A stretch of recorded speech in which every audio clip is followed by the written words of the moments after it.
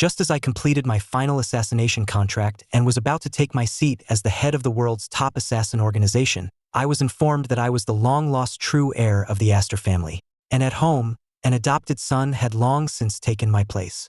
I thought I was about to star in some cliché drama about the real versus the fake heir, but to my surprise, he, along with my 3 older sisters, did everything in their power to protect me, the true son. The Astor family's influence was immense, with a hand in both legitimate and illicit affairs. There were no saints in the family, and the adopted son was no exception. To outsiders, my return to the Astor family was like a lamb entering a wolf's den. Everyone was waiting to see me make a fool of myself, even placing bets on how long I could survive in the viper's nest that was the Astor household. A smirk played on my lips. How could a family of sharks produce a goldfish? I was no accident in the Astor family. Upon returning to the Astor estate, the first thing I saw as I stepped into the grand hall were my biological parents. Our eyes met, and an indescribable, delicate emotion filled the air between us. I didn't speak, I just looked at them. My mother's eyes were the first to redden. She walked towards me step by step, maintaining a careful distance, afraid of startling me. "My sweet boy, Mom has finally waited for you to come home," she said, her voice choked with emotion. My clothes were plain, but they couldn't conceal my striking features. I looked at the beautiful woman before me and called out softly, "Mom!" My voice was meek, tinged with a mix of unease and restraint. Seeing how docile I was, my father quickly came closer as well. A man who rarely showed his emotions, he now wore an expression of eager anticipation. "And me, I'm your father." I remained meek. "Dad." Marcus Astor nodded repeatedly. "Yes, good son. Welcome home." I smiled and said, "Thank you, Mom and Dad." Then, I shifted my gaze to the 3 women standing behind the couple. With their cool, stunning beauty, I figured they must be my 3 older sisters. "Little brother, I'm your eldest sister." Seeing my gaze fall on her, the eldest Astor daughter, Serafina, took a step forward. She was tall and poised, her skin a cool, pale shade that spoke of a life lived in authority, and her lips naturally curved downwards, giving her a scrutinizing and imposing air when she looked at people. Isabel spoke next. "I'm your second sister." Her lips were thin and pale, her figure slender, and she possessed an orchid-like elegance, reserved yet exuding a subtle coldness and distance. Her voice was as clear and crisp as ice pearls falling onto a plate, devoid of any emotion. Vivian was considerably more enthusiastic, waving at me. "And me, I'm your third sister." Her eyes sparkled with a flirtatious charm, giving her a very youthful and vibrant feel. I greeted each of them in turn, my manner open and polite, which immediately earned me a good deal of favor with the 3 sisters. The harmonious atmosphere was shattered by an abrupt male voice. "Oh, my apologies. I must have gotten the time wrong. I wasn't here to welcome Ethan right away." "You're not mad at me, are you, Ethan?" I looked up towards the source of the voice and saw a refined, handsome figure descending the spiral staircase, a smile on his face that didn't quite reach his eyes. As he drew closer, I got a clear look at him. Even though he wasn't an Astor by blood, he was an exceptionally good-looking man. His every move exuded the grace of a model scion of a wealthy family. So, this must be the adopted son, Julian Astor, just a few months younger than me. And though his words were apologetic, they sounded more like an attempt to put me in my place. I lowered my gaze and replied softly, "Of course not." Vivian scoffed, her expression quickly souring. "Stop putting on an act." My heart tightened, thinking she was talking to me. Was the cliché, confrontational drama from the novels about to begin? The sisters cared more for the brother they had doted on for over a decade. Even if he wasn't their blood, the emotional bond was there. They couldn't bear to see him wronged and would naturally back him up. It just seemed a bit too soon. I hadn't even done anything yet. I had already planned my next move, but then I heard Julian snap, "None of your business." Vivian's tone grew even more impatient. "Who cares about you?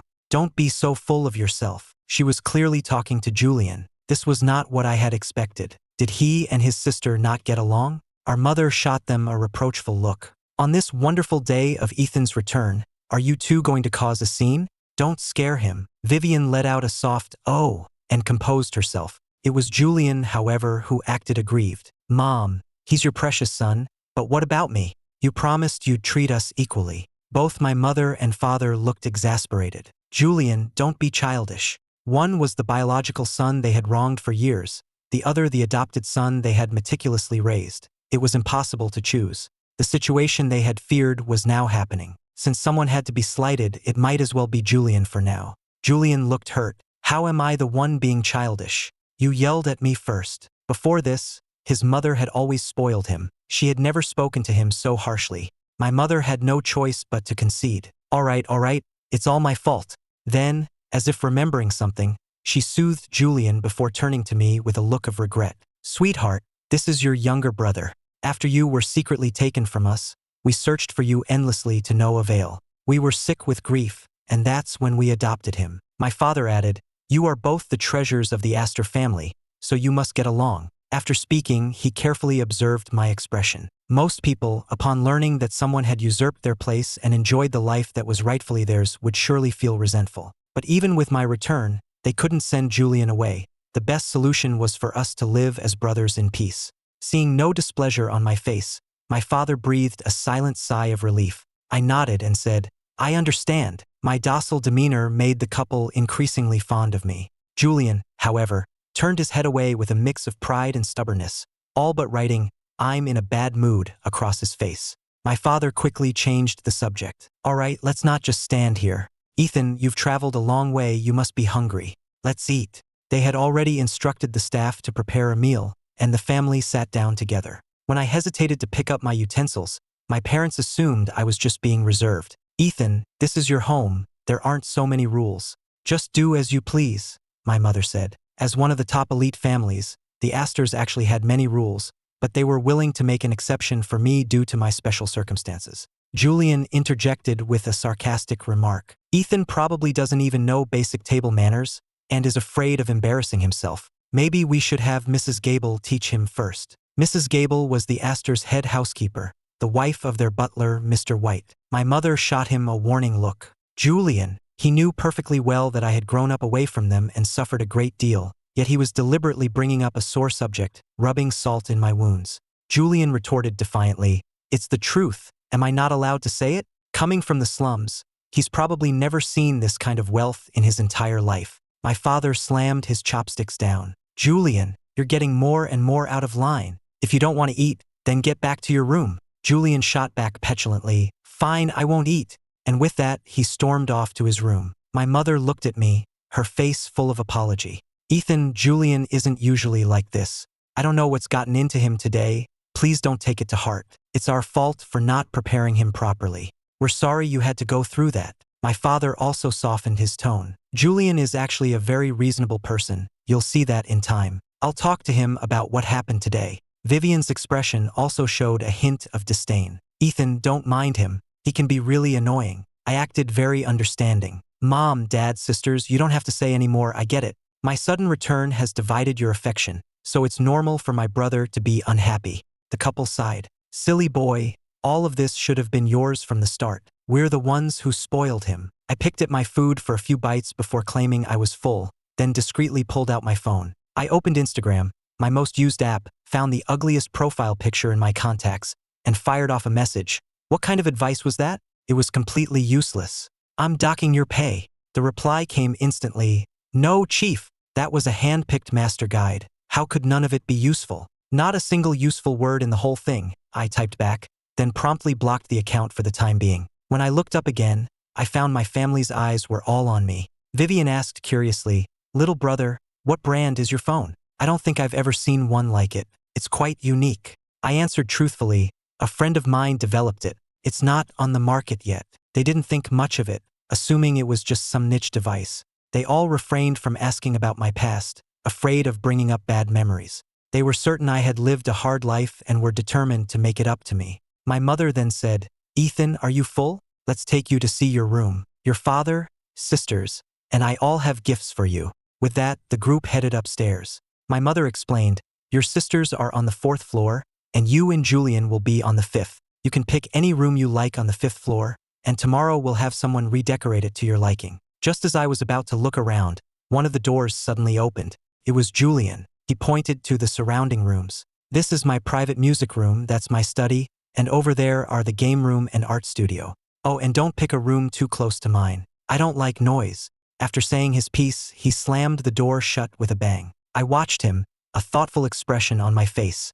An adopted son acting this arrogant upon the return of the family's true heir? He was clearly very favored. I put on a hurt expression. Mom, Dad, It seems Julian really doesn't like me. Maybe I should just stay in a guest room. My mother grew angry. Absolutely not. Don't mind him. You pick first and we'll deal with him tonight. I did as they said and picked a room at random, pitifully accepting the gifts my parents and sisters had prepared for me, which included 2 credit cards with multi-million-dollar limits. After all, who would complain about having too much money? That evening, my parents did exactly as they had promised and had a serious talk with Julian. Meanwhile, I wandered around the estate, familiarizing myself with the surroundings. Julian poured them each a glass of water, his composure perfect. Mom, Dad, don't worry. He's your biological son, of course I would never hurt him. But in a family, someone has to play the bad cop. Ethan just got back and is feeling insecure. If I give him a hard time while you defend him, won't that just highlight how good you are to him? It will make him rely on you faster.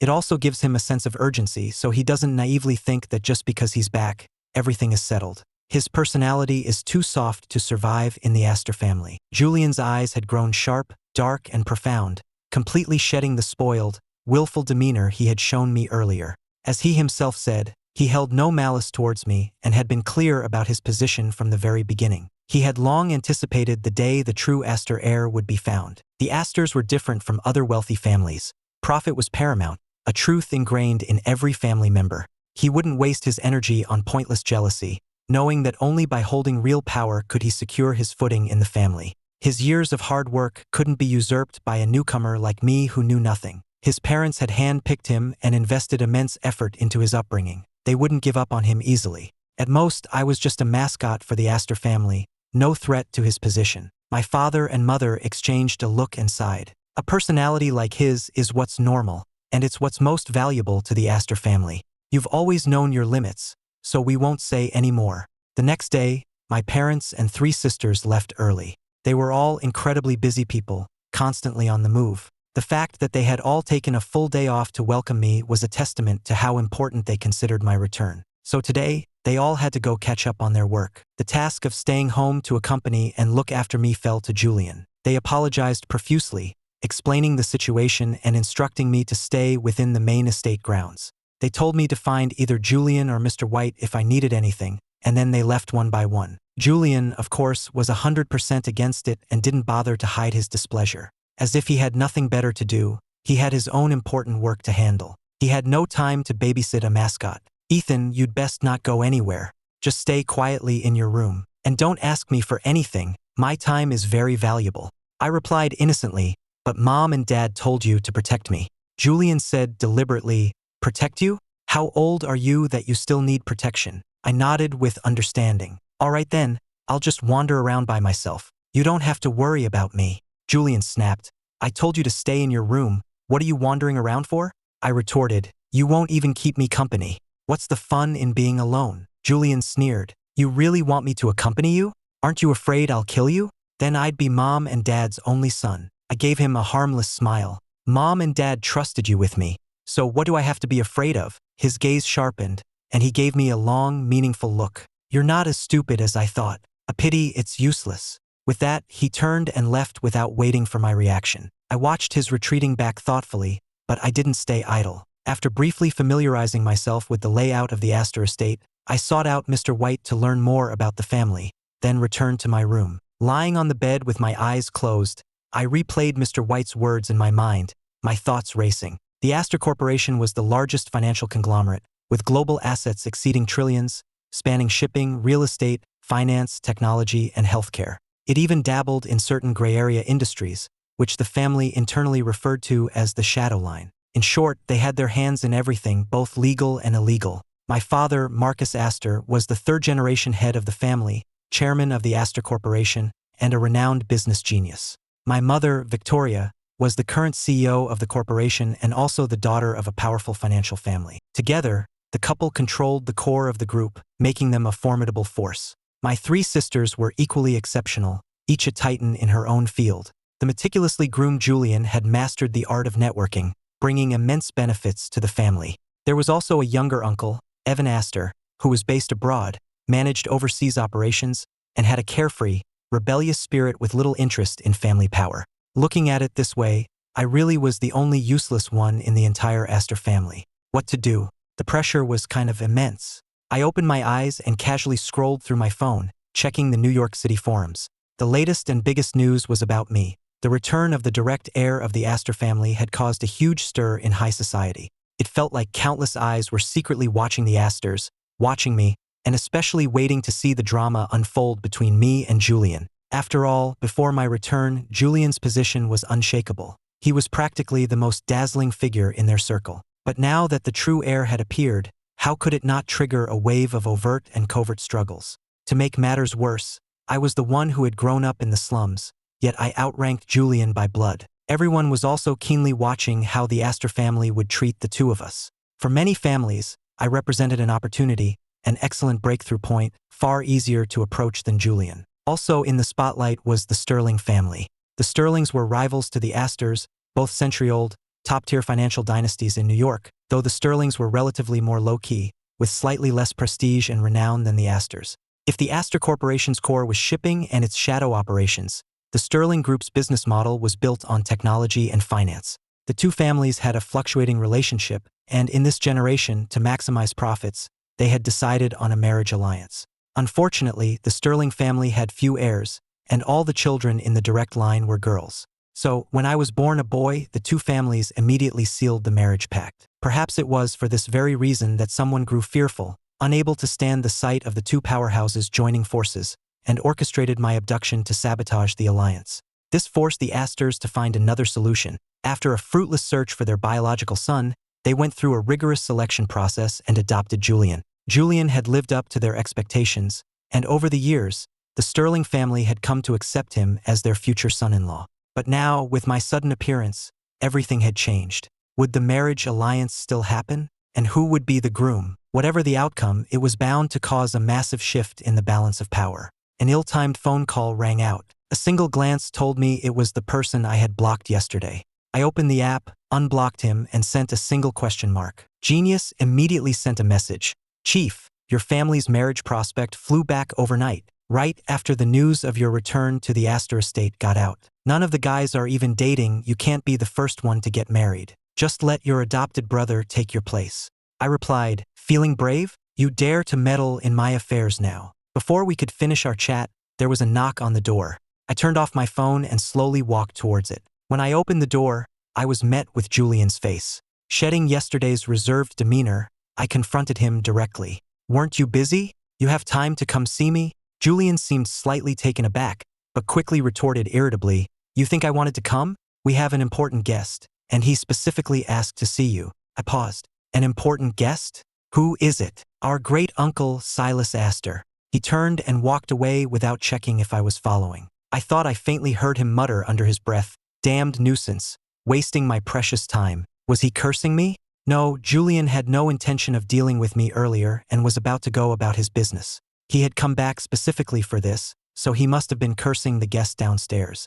Considering what I knew, Julian's attitude towards our great-uncle wasn't surprising. The fact that he specifically asked to see me meant he was likely up to no good. My interest was suddenly piqued, and I quickened my pace to follow him. When I reached the main hall on the first floor, I immediately saw an old man sitting on the sofa. He looked to be in his 60s or 70s, appearing refined on the surface, but with a murderous glint hidden in his eyes. Julian, who had been so spoiled and hostile in front of me, was now sitting properly across from Silas Astor, even showing a hint of deference, as if he wasn't the one who had just been cursing upstairs. Great uncle, what brings you here today? You didn't even give us a heads up. Mom, Dad, and my sisters aren't home. But his smile didn't reach his eyes. A smirk formed on Silas's lips. My dear grandnephew, listen to you. Oh wait, you're the second grandnephew now. He then feigned regret and continued. My eldest grandnephew just returned to the Astor family yesterday. As an elder, no matter how busy I am, I should come and give him a welcoming gift, shouldn't I? What, your brother isn't down yet? Julian's smile was a bit stiff, but he quickly composed himself. He's probably taking his sweet time. After all, he was raised outside. He has no manners. Silas's tone was sharp. As his younger brother, how can you speak about him like that? You should remember that the life of luxury you enjoy was originally his. You should be guiding him more now. He said it as if he genuinely had my best interests at heart, or perhaps he knew I was standing nearby and said it deliberately for me to hear. Julian frowned. Great uncle, weren't you the one who doted on me the most? Now you're lecturing me too. Silas laughed heartily. You, I heard you had a spat with the family yesterday. Are you still angry today? Julian gave a humorless smile. Your sources are quite impressive, great uncle, for you to know about it already. At that moment, I slowly walked up to them and greeted Silas. Hello, great uncle. When he faced me, he suddenly broke into a kind smile, but the calculation in his eyes was practically overflowing. Ah, good boy, what are you standing there for? Come sit next to your great uncle. Unfortunately, in my current role, I didn't dare to meet his gaze and simply kept my head down obediently. Only Julian could see my face clearly, and his own expression gradually turned cold. Are you deaf? Didn't you hear great uncle talking to you? Standing there like a statue. Get out of the way. Silas scolded him disapprovingly. Julian, don't talk to your brother like that. After being snapped at, I quickly moved to sit in the empty spot on the sofa next to Silas as he had suggested. But the next second, I heard Julian speak again. Stop, there's a proper order to things. Great uncle was just being polite telling you to sit there, and you actually dare to? Get over here next to me, now. His bossy demeanor was too much for Silas to bear. All right, there's no need for such formalities in front of me. Ethan, is it? Sit wherever you like. In the end, I still sat down next to Julian. Silas said, I brought you a special gift today to celebrate your homecoming. We're all family now. We should visit each other more often. As Silas finished speaking, the person behind him presented a box to me. I took it carefully. Thank you, great uncle. Julian stared at the box, a slight curve on his lips. Such a big box, it must be very valuable. Aren't you going to open it and see, Ethan? I had just made a move to open it when Silas spoke up. Wait, why don't you take it to your room and open it later? Keep the surprise. Julian's eyes flickered, and he immediately instructed Mrs. Gable, quickly, help the young master take his gift upstairs. Mrs. Gable moved swiftly. Yes, Mr. Julian. The three of them made some more small talk before Silas smiled and said, Well, I've seen him and delivered the gift. That's all for today. I have other matters to attend to. He slowly stood up and walked towards the door, but his steps suddenly halted. He turned back, a smile still on his face. Young Ethan, aren't you going to see your great uncle out? Just as I was about to move, Julian stepped forward to Silas's side. Great uncle, he doesn't know the customs. Let me do it, Silas said. It's just that I suddenly remembered I have something else in my trunk, something perfect for him. I wanted him to come with me to get it. Julian also smiled. It's the same if I go get it for him. What, are you afraid I'll steal his gift? Great uncle. Silas had no choice but to say, if that's the case, then let's go. Julian escorted Silas out, and my curiosity got the better of me, so I followed them from a distance. Halfway there, I suddenly sensed something was off, a faint sound from behind me, but I continued walking without showing any reaction. After all, in this house, I was just a naive young master who knew nothing of the world. The sense of lethal danger grew stronger, making even me tense up. I could clearly feel a sharp object hurtling towards the back of my head. In the nick of time, a wooden plank flew in from my right, grazing my back and deflecting the hidden weapon. I turned at the sound and saw a massive wolf-dog hybrid rush past me from behind, heading in the same direction where a dark figure seemed to have just darted away. Before I could process it, Mr. White was suddenly standing in front of me with an apologetic expression. My apologies, young master. I was just training Caesar and didn't realize you were here. I almost hurt you by accident. Please forgive me. I was taken aback for a moment. Caesar, is that wolf dog? The name felt surprisingly ordinary for such a beast. Mr. White replied calmly. It's impressive that you weren't afraid of Caesar at all, young master. Any other young master in New York would have been scared to death. Just then, I heard another jarring sound, the piercing scream of a man. I asked curiously, Mr. White, what's that noise over there? I craned my neck to get a better look in that direction. Mr. White subtly blocked my view, his face impassive. It's probably the staff training with Caesar. Can I go watch? Mr. White said, perhaps another time. Mr. Julian should have the gift by now and will be looking for you. I showed a surprised expression. Mr. White hadn't been there, yet he knew the situation so clearly. Mr. White's expression stiffened for a second before returning to normal. I heard it from Mrs. Gable. All right, are you coming with me then, Mr. White? Mr. White shook his head. No, young master, I still have to continue training Caesar. I nodded and turned to walk on. Mr. White watched my retreating back and let out a quiet sigh of relief. Then his eyes turned fierce as he walked in the opposite direction. I hadn't gone far before I ran into Julian, who was returning empty-handed. I feigned shock. Julian, where's the gift great uncle said he had for me? You didn't actually keep it for yourself, did you? He couldn't help but roll his eyes. With my status, is there anything I can't have? You think I'd covet something of yours? I held out my hand. So where's my gift? The old coot said he misremembered, that it wasn't in the trunk after all. Made me go for nothing. He was probably just trying to lure me over. That old bastard has a twisted mind. Who knows what he'll pull next? I wasn't annoyed by his sharp tone. That's a real shame, Julian said impatiently. All right, if there's nothing else, go back to your room. Don't wander around outside. Now that the pest was gone, he could get back to his own business. I asked, confused, isn't this our home? Why do you call it outside? Can't I even take a walk? Julian said something cryptic. Not for now. There are still many places in the house that haven't been cleaned out, full of pests and vermin. Mom and Dad didn't care before, but now that you're back, certain things can't be allowed to remain. I nodded as if I half understood. All right then. So I obediently returned to my room, where Mrs. Gable was still waiting by my door. Mrs. Gable, have you been here this whole time? She nodded. Yes, I was waiting for you to return, young master. If she hadn't even gone downstairs, then how did Mr. White, who had been outside the whole time, hear the news? I waved her away. What were you waiting for me for? It's fine. Since the gift is put away, you can go about your own business. I walked into the room and picked up the box from the table, examining it closely. There were signs it had been opened. Inside was a very expensive watch with nothing else out of the ordinary. Perhaps Mrs. Gable had already inspected it. The people in the Astor family were certainly cautious. I put the watch on and admired it for a moment. Who doesn't like valuable things? On his way back, Silas's face was grim, especially after he returned to his villa and his trusted subordinates all knelt before him. None of the 3 plans today had succeeded, and he had lost a few men, giving the main family leverage against him. Silas sat at his desk, and after a long silence he murmured, "We've tipped them off. It will be much harder to make a move on Ethan now." His subordinates remained kneeling, their legs numb, but no one dared to speak. Silas continued, "That brat Julian really continues to impress me, thwarting my plans time and time again. In truth, more than me, Silas wanted to get rid of Julian. When Julian was first brought to the Astor home, he was a naive little kid, easy to control. Silas spent 3 years earning his trust, and the following decade went smoothly. Just when he was about to turn Julian into his puppet and make a move against the family, he was taught a harsh lesson. After years of scheming, he had misjudged someone for the first time. The boy was a wolf in sheep's clothing, and he had been played for a fool. Now, with me, he couldn't afford to make the same mistake. Silas gestured to the men on the floor.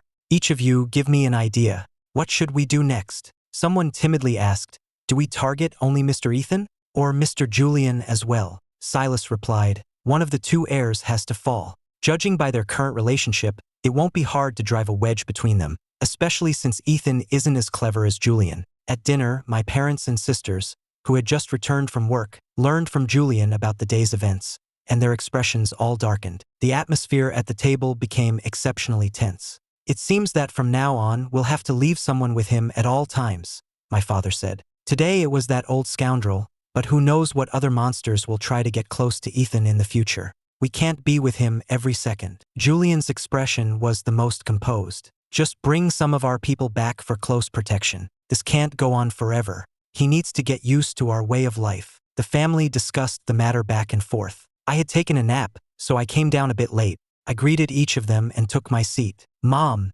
Dad, sisters, Julian. Sorry I'm late. What are you all talking about? My mother asked. Nothing much. Are you getting used to living here? I deliberately glanced at Julian. It's great. Julian has been very good to me. Julian just snorted and turned his head, not bothering to look at me. My mother nodded. That's good. You and Julian are the same age, so it should be easier for you to talk about things. We'll have him guide you in various matters. Julian cut her off, complaining, Mom, you know how busy I am, and you're giving me more tasks. My mother frowned. This is what you should be doing. What's wrong with taking care of your older brother? Vivian chimed in. Exactly. Making such a fuss over a small thing. Are you even an Astor? Julian shot back. What's it to you? You're an Astor too. Why don't you look after him every day? Vivian threw up her hands. I'd be happy to, but I'm in the entertainment industry, that cesspool. Ask Mom and Dad if they're willing to let Ethan be exposed to the cameras. Besides, I'm barely home once a month. It's not convenient. Isabel pushed up her glasses. I spend all my time between the hospital and the research institute. He wouldn't be able to handle it. Serafina added, Ethan could follow me if he wants, but the workload would be immense and very tiring. The head of the family, my father, made the final decision. Exactly. It's best for Ethan to be with you, Julian. When you have time, gradually introduce him to your circle. Don't let him get bullied. Protect your brother. Understand? Julian reluctantly mumbled, "Oh." The family began to eat. Halfway through the meal, my mother tentatively asked me, "By the way, Ethan, did you ever go to school when you were abroad?" I nodded, then shook my head. I never had any formal schooling, never attended a school, but I had many teachers. I should have a grasp of the basic knowledge. The Astors exchanged uncertain glances. My mother quickly followed up, "Well, would you be interested in attending New York's most elite preparatory academy? The workload isn't heavy. It's mainly for socializing and recreation. It's up to you. It's fine if you don't want to go." They already had Julian, so it was perfectly acceptable for me to just relax and do nothing. I asked, "Is Julian at that academy too?" My mother explained, "Oh, him? He's just enrolled by name. He rarely goes. The academy has nothing left to teach him." Julian looked up then, his tone casual. "I only go occasionally to manage things. The other rich kids there fight viciously." His words were an undisguised boast, making his high status there obvious. I shook my head. "If Julian doesn't go, then I won't either." Julian glared at me. "What? You just got back, and you're already trying to compete with me?" My mother coughed, steering the conversation to the main point. All right, it's settled then. If Ethan doesn't want to go, he doesn't have to. There's one more thing." I put down my chopsticks. "Go on, Mom." My mother hesitated. "Well, over a decade ago, our family made a marriage agreement with the Sterling family. Now that you're both of a suitable age, it might be time to fulfill that contract soon. The agreement was originally for you and the Sterling girl, but it later fell to Julian. But now that you're back, we might need to discuss it." To be honest, they were reluctant to see me get married so soon. I had only just returned and hadn't even had the chance to build a relationship with them yet. I spoke up, "Mom, Dad, you don't need to worry about the marriage contract. It's been Julian's engagement for a long time, and I certainly won't fight him for it. You've raised him as a true Astor heir since he was a child. He's more than qualified, and the Sterling family is very satisfied with him as a future son-in-law. How could I take that from him? I don't know anything. I can't do anything. I'd probably just embarrass the family and would be unfit for the responsibility even if I did marry into the Sterling family." The Astors exchanged another round of hesitant glances. Julian nearly threw his chopsticks down. "What nonsense are you talking? Who's satisfied? This marriage was originally yours. Don't pin it on me." "I don't want it." My parents looked at me awkwardly. "Ethan, don't mind him. That's just how Julian is." I was stunned. Was my analysis wrong? Julian actually didn't want to marry the Sterling princess? Even if the Sterling family was a den of vipers with his personality and skills, he should be able to handle it with ease. What was going on? My mother explained, "Julian has no interest in the Sterling girl, so the marriage alliance might depend on your decision. Of course, if you're really against it, we can try to find a way to call it off." Julian started to act up again. "When I said I didn't want to marry her, you certainly didn't console me like this. And you say you're not playing favorites."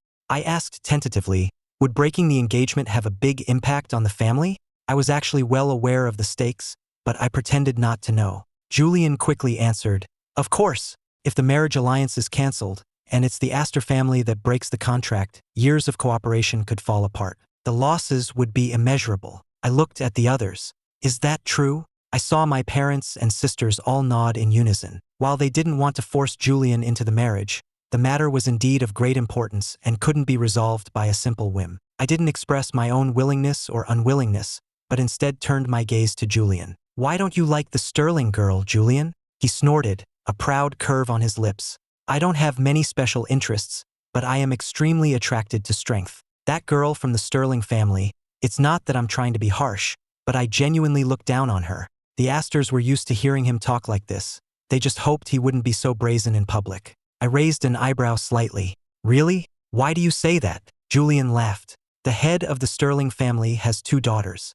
The eldest is Chloe. The elites in our circle show the Sterlings respect by calling her a little princess.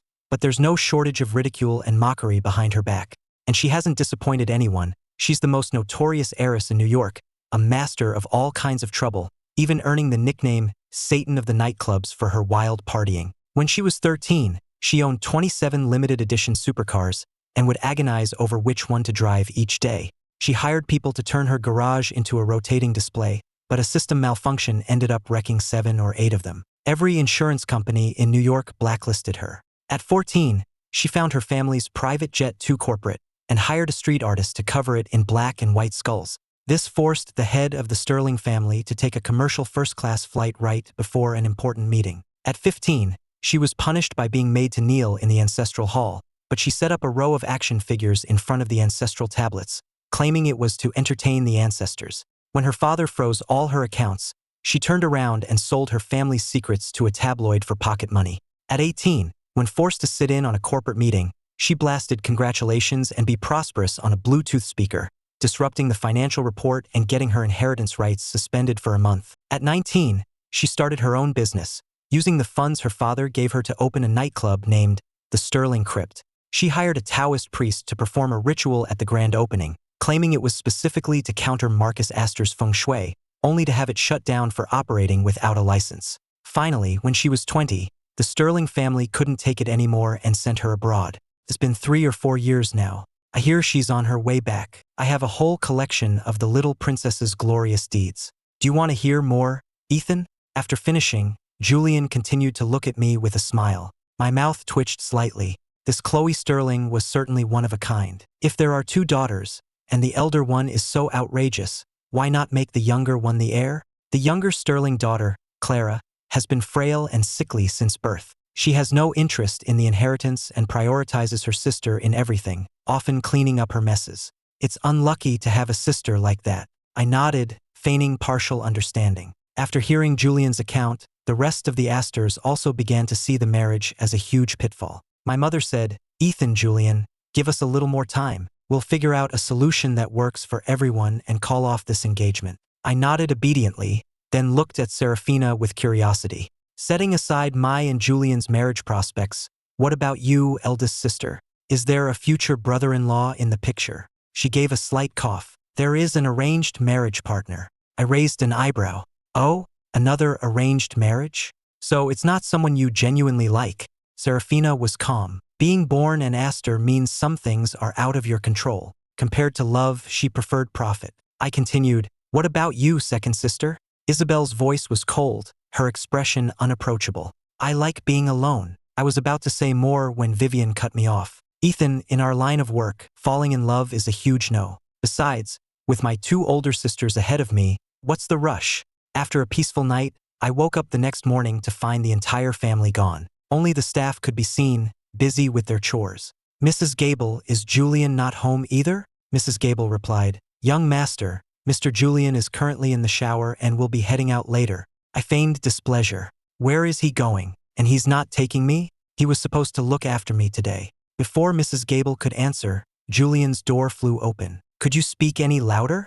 I heard you from my room." He was now fully dressed and ready, looking at me with a composed air. "I'm not going to some ordinary event. If you really want to come, you can, but if you embarrass me." I looked at Mrs. Gable pleadingly. "See, Mrs. Gable? Julian really does look down on me. I should just go find Mom, Dad, and my sisters." Julian retorted angrily, "Why are you tattling like a little kid? What's with that tone? You make it sound like I'm bullying you." Julian gave his door a light kick. "Fine, come on. But don't come crying to me if you get picked on." He threw down the ultimatum and walked out. A faint smile touched my lips as I followed him, making a grand exit. We were flanked by several bodyguard vehicles, a massive entourage that passers-by could only watch with distant envy. The procession made its way to the Prism Estate, perched atop a mountain in the northern part of New York City. This was one of the Astors' private properties, a gift from my parents to Julian on his 18th birthday. It had since become a venue for the sons and daughters of elite families to socialize and party, a place absolutely off-limits to ordinary people. As soon as Julian arrived, everyone at the estate stopped what they were doing and gathered at the entrance to welcome him. I followed him in grand style into the gilded main hall. Since Julian was the host, we had arrived early, and there were no other guests yet. Julian snorted. "What, awestruck? Don't you dare embarrass me later." He walked further inside, occasionally directing the staff to adjust the arrangements. I followed quietly behind him, through the gilded hall. I'd heard this place was a hub for resource exchange, though I wasn't sure of the specifics. Julian then led me into a private lounge. "You wait here for me. Once everyone has arrived and the party starts, I'll introduce you." I nodded. "Okay." Before leaving, Julian specifically posted a few staff members outside the lounge to prevent any thoughtless person from barging in and bothering me. Only then did he go to manage the party arrangements. The party was set to start at noon, with plenty of entertainment planned afterward to keep the young elites occupied, culminating in a masquerade ball in the evening, though Julian himself rarely participated. In New York, there were at least 20 or 30 prominent elite families. Most of them knew about the return of the true Heir, so today's gathering was bound to be lively. As noon approached, most of the guests had arrived. They gathered in small groups, but their conversations all revolved around one topic: comparing me and Julian. What had the long-lost Heir, who had grown up on the outside, actually turned out to be like? When Julian made his appearance, his close friends immediately surrounded him, voicing the question on everyone's mind. "Julian, you look incredible today. You're still the one with that unmatched Heir charisma. Never mind the one they brought back, even we can't compare."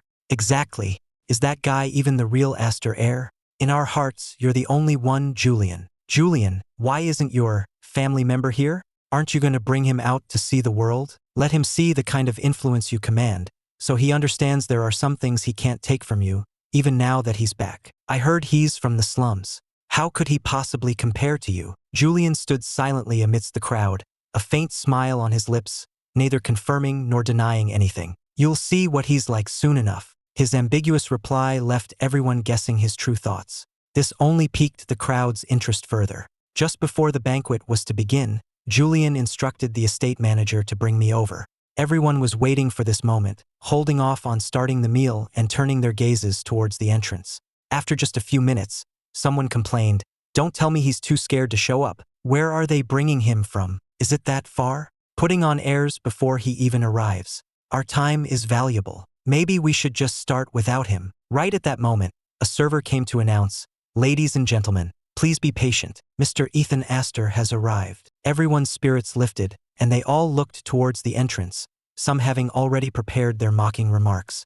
A tall figure appeared, and as I entered, it was as if someone had hit the pause button. Countless eyes locked onto me. With my broad shoulders, narrow waist, and long legs, I walked towards Julian, my presence in no way inferior to anyone in the room. The room fell deathly silent. Their reaction was within Julian's expectations. He merely raised an eyebrow slightly. It wasn't until I was standing next to him that I spoke calmly. "Hello, everyone. I'm Ethan." The entire room erupted in a chorus of astonished murmurs. They hadn't expected the Heir to be so different from what they had imagined. Even these proud and arrogant individuals couldn't help but be impressed. Many secretly glanced back and forth between me and Julian. Weren't the two supposed to be at odds? They were also eager to see how Julian, who had just been upstaged, would react. "Julian, say something. Is this really your brother?" Julian gave a slight nod, maintaining his proud demeanor. "The one and only." I took the initiative. "Julian, aren't you going to introduce me to your friends?" Julian snorted. "They're right there.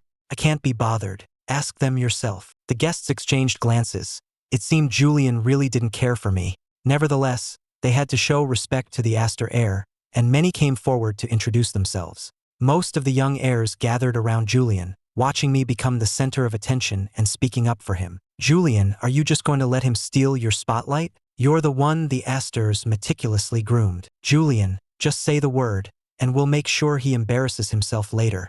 Julian's face was impassive as he waved a hand dismissively. "It's just one more person. Go on and enjoy yourselves." But there were always one or two troublemakers. The son of the Coleman family suddenly spoke up. "Oh, my mistake. I should say the second Mr. Astor. Why are you still acting like the host? The prism was a gift from Mr. Astor to his eldest son. Now that the rightful owner is here, shouldn't you step aside?" The Coleman Group held a significant position in New York, and its heir loved to challenge Julian. Now that he had the perfect opportunity, he wasn't going to let it go. Julian himself remained perfectly calm. "If Ethan can handle it, I have no problem handing over the prism." His words were laced with a hint of contempt and mockery, and the crowd couldn't help but chuckle. What did I know? Could I possibly manage it well? Since it's Julian's, I wouldn't dream of taking it from him. Seeing that I didn't take the bait, the young Mr. Coleman had to drop it. I maintained a faint, unconcerned smile, which made him feel like he had just punched a pillow. Julian said, "You all go ahead and have fun." With that, he was the first to leave the main banquet hall for an adjacent parlor, not sparing me a single glance. Many followed him, while the rest remained by my side, trying to pry some information out of me. I also declined the invitations from the other young elites. Excuse me for a moment, then I too headed towards a less crowded area. I avoided the crowd, planning to get something to eat on my own, but after passing through a dimly lit corridor, I ran into a woman. I couldn't help but look at her twice. Her beautiful face seemed sculpted by God himself, with a perfect bone structure. She was unkempt but surprisingly attractive, walking with a swagger that was utterly arrogant. I had a feeling I knew who this was, the infamous New York socialite, no, the little princess.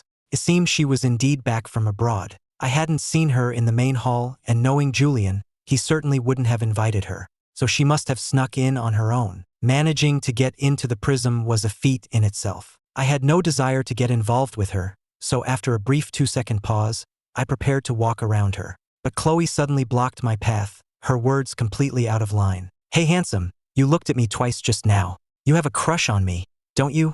I was speechless. She was just as the rumors described, a complete waste of such a beautiful face and voice. "I don't even know who you are. How could I have a crush on you?" I managed to resist the urge to roll my eyes at her. Chloe laughed. "Don't deny it, I get it. No one is immune to my ultimate charm." I couldn't be bothered to argue with someone like her, so I simply turned and walked away in the other direction. Chloe shamelessly followed me. "Hey, where are you going? We're not done talking." Fortunately, no one else had noticed our little scene. "Hey handsome, which family are you from? I've never seen you before." Annoyed by her persistence, I turned and glared at her. "And which family are you from? I've never seen you either." Chloe replied, "I'm from your family, of course. Have you forgotten?" I said coldly, "Speak properly. Where did you even come from? You weren't here when the banquet started." Chloe feigned helplessness, shrugging as her tone grew serious. "All right, I'll come clean. I'm actually a model Mr. Julian hired to drink with the guests." I nearly choked on my own saliva. This woman truly had no regard for her own reputation to say something like that. Besides, Julian hiring models? Wasn't she afraid of getting beaten to death for slandering his name like this? No wonder he looked down on her. Chloe suddenly moved closer to me. "What? You don't believe me? If you don't, you can experience it for yourself." I had reached my limit and pushed her away. "Get lost." But she dodged it. I was a little surprised, though only for a moment, as I hadn't used much force. Chloe shrugged. "What's the deal? Are all handsome guys this aggressive?" I seized on the key point. "Who else are you talking about?" Chloe said, "The famous Mr. Julian Astor, of course. He's ferocious." Chloe took the opportunity to get close to me again and whispered, "Because I saw him kill someone with my own eyes. His methods were terrifying." A small smile played on my lips. Chloe asked, "You still don't believe me?" "Well, I can't help you then." I was too scared to record it. I asked her, "If he hired you, why did you agree to come? Aren't you afraid he'll kill you to silence you?" Chloe shrugged. "I had no choice. He paid too well." I was speechless. She was really getting into this act, wasn't she? "Then go find your Mr. Julian and stop bothering me." Chloe spoke words of fear, but her face was all smiles. No, I wouldn't dare get involved with someone like him. Whoever marries him is doomed." I laughed along with her, then pointed behind her. "He's right behind you." Chloe jumped, her eyes meeting Julian's cold face. She immediately darted behind me. "You scared the life out of me. You're so much nicer, handsome. I would have been a goner otherwise." I distanced myself from her and looked at Julian. "I don't know this person. She said all that, and she even claimed you hired her as a model." Chloe's eyes widened in disbelief. "How could you sell me out so quickly?" My expression remained blank. Julian's gaze shifted between us, his aura growing colder. To be able to hire the great Miss Sterling as a model would indeed be my honor. Just then, a crowd of onlookers gathered around, catching his shocking statement. A wave of gasps swept through the room. "Holy crap, did I hear that right? The Sterling princess is here. Hasn't she been abroad for the last few years?" The group started chattering, turning the area into a chaotic marketplace. The more I listened, the more speechless I became. Julian spoke with commanding authority. "Everyone, be quiet." He then turned to Chloe, his eyes filled with undisguised disdain. "Miss Sterling, you came uninvited. I'll let it slide this time. However, I hope you'll stay away from Ethan, and from all of us Astors." After saying this, he gave me a meaningful look. Chloe's next words were shocking, deliberately provoking Julian. "I can't do that. Don't our two families have a marriage contract? It's almost time to fulfill it." The young elites in attendance became even more excited, all eager for a front row seat to the drama. Julian frowned, staring at her intently. Aren't you the rebellious one who opposed this marriage from the start? You even ran off abroad to escape it." Chloe scoffed. "Of course I wasn't willing to marry you, but then I heard the true Heir was back, so I came to check out my future husband." Julian rolled his eyes. "Well, you've seen him now. What do you think?" Chloe grinned and sidled up to me. Extremely satisfied. I fell head over heels the moment I saw him. The onlookers felt a wave of second-hand embarrassment for her. I joined in, asking, "You knew who I was all along?" Chloe nodded. "Yep, I never told you my identity. So how did you know it was me at a glance?" "My information, especially my photos, had never been made public." Chloe gave me a mock bow. "Thank you, future husband, for thinking I'm so clever."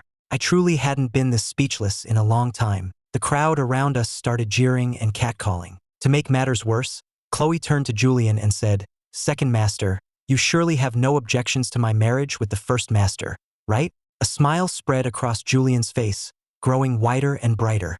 "Of course not." Then his expression changed in an instant. "Guards, throw this woman out." I nodded in agreement from the side. Chloe exclaimed, "Wait, why are you like this?" Before she could finish, she was being hauled out by the prism's security. Another legendary tale was added to the lore of New York's Little Princess. The remaining young elites looked at each other, dumbfounded. Outside the prism's entrance, Chloe's subordinates had been waiting for some time. Seeing their mistress being thrown out, they weren't surprised at all. In fact, one seemed quite pleased, as expected of the young miss after 3 years of studying abroad. This time she managed to stay inside for a full 10 minutes.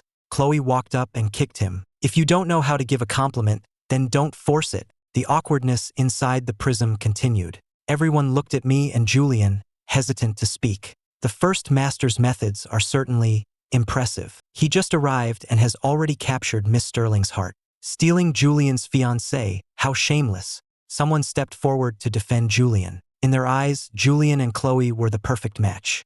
I retorted, "Which of your eyes saw me trying to steal Chloe?" The person glared at me. "Still trying to deny it? If you really had no interest in her, why would she say something like that?" I laughed in exasperation. "So, in your opinion, what should I have done? Avoid her? Stay far away? You can't just force your way into a circle like this by showing up at these events." I spoke coldly. "If an illegitimate son with no standing like you can get into this circle, why can't I, the proper heir of the Astor family?" My words caused an uproar.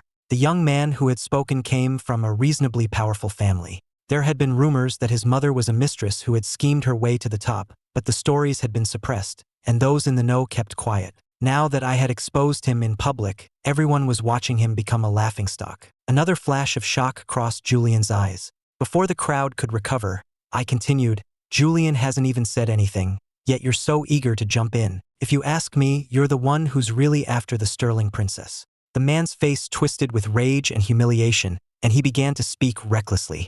"How could the Astor family produce someone like you? Oh right, you came from the slums. You're probably just some bastard. How dare you question my status?" Before the young man could finish, Julian cut him off. Smiling, Julian beckoned him over. "Come here." Thinking his previous remarks had won Julian's favor and that he was about to be praised, he eagerly stepped forward to claim his credit. But the next second, a sharp slap landed squarely on his face. "And who the hell do you think you are? You dare to use the Astor family's name?" I chimed in, "Exactly." The young man was stunned, as was most of the crowd. Julian always maintained a gentlemanly facade in public and rarely lost his temper in front of everyone, especially not on my behalf. What happened to them being mortal enemies? The young man clutched his face. "Julian, I didn't mean it like that. I was only targeting him. I didn't mean to slander the Astor family." It was the first time he had been so publicly humiliated. Though he was seething with resentment, he didn't have the guts to challenge Julian. Julian's smile deepened. "Seeing your current state, it seems you're not fit to participate in the rest of the activities. Why don't you go home and rest up? Guards, please escort this gentleman out." It was a polite way of kicking him out. The young man was completely dumbfounded. He had never imagined things would escalate to this point. If his family found out he had offended the one person in their circle you absolutely couldn't afford to cross, they would kill him. The staff at the prism moved quickly, dragging the man away. When the crowd turned back, they looked at me standing arrogantly beside Julian, and sighed with a mix of awe and disbelief. The young Mr. Coleman scoffed in displeasure. "It's easy to act tough on your own turf." Then he turned and walked away. Seeing this, the others also laughed and dispersed. leaving Julian and me staring at each other. Julian frowned. How did you get involved with her? I have no idea, I said with a helpless shrug. I was just walking, and she latched onto me. Julian didn't say much more, just told me to have fun, but don't wander off, and then left. I stood there thinking for a moment, then quietly followed him. As the host, why was Julian heading to a less crowded area? Something fishy might be going on. Within 2 minutes, Julian reached the Misty Garden and dismissed all the nearby staff, instructing them to report any disturbances immediately. I maintained a safe distance, following not too close and not too far, ensuring at least Julian himself didn't notice me. Half a minute later, a surprising person appeared before Julian, and the two began to talk. To overhear their conversation, I moved a few steps closer, hiding behind a large pillar about 10 meters away. With my sharp hearing, I could hear them perfectly from this distance. Julian asked, "Have you sorted through what they brought?" Mr. White handed him a few files. "It's all here." The only useful items were provided by the young masters of the Olson and Miller families. They can be included in our dealings. I wondered, when were these items provided? Did everyone have to offer something when they passed through that dim corridor upon entering? So these gatherings of the young elites weren't just for entertainment? Julian glanced through the files, his eyes cold. "The 4 I had you watch last time still haven't shown any sincerity. Go pressure them again. This is their last chance, otherwise they go straight into the Black Ledger." I had heard of this. The Black Ledger was said to be the Astor family's collection of dirt on people who posed a threat or evidence of collusion between politicians and businesses. In short, it held many people's fates in its pages. It now seemed that Julian was the one managing it, and Mr. White, the family butler, was taking orders directly from him. Mr. White said, "We can wait a bit longer. After all, they're just a bunch of useless freeloaders."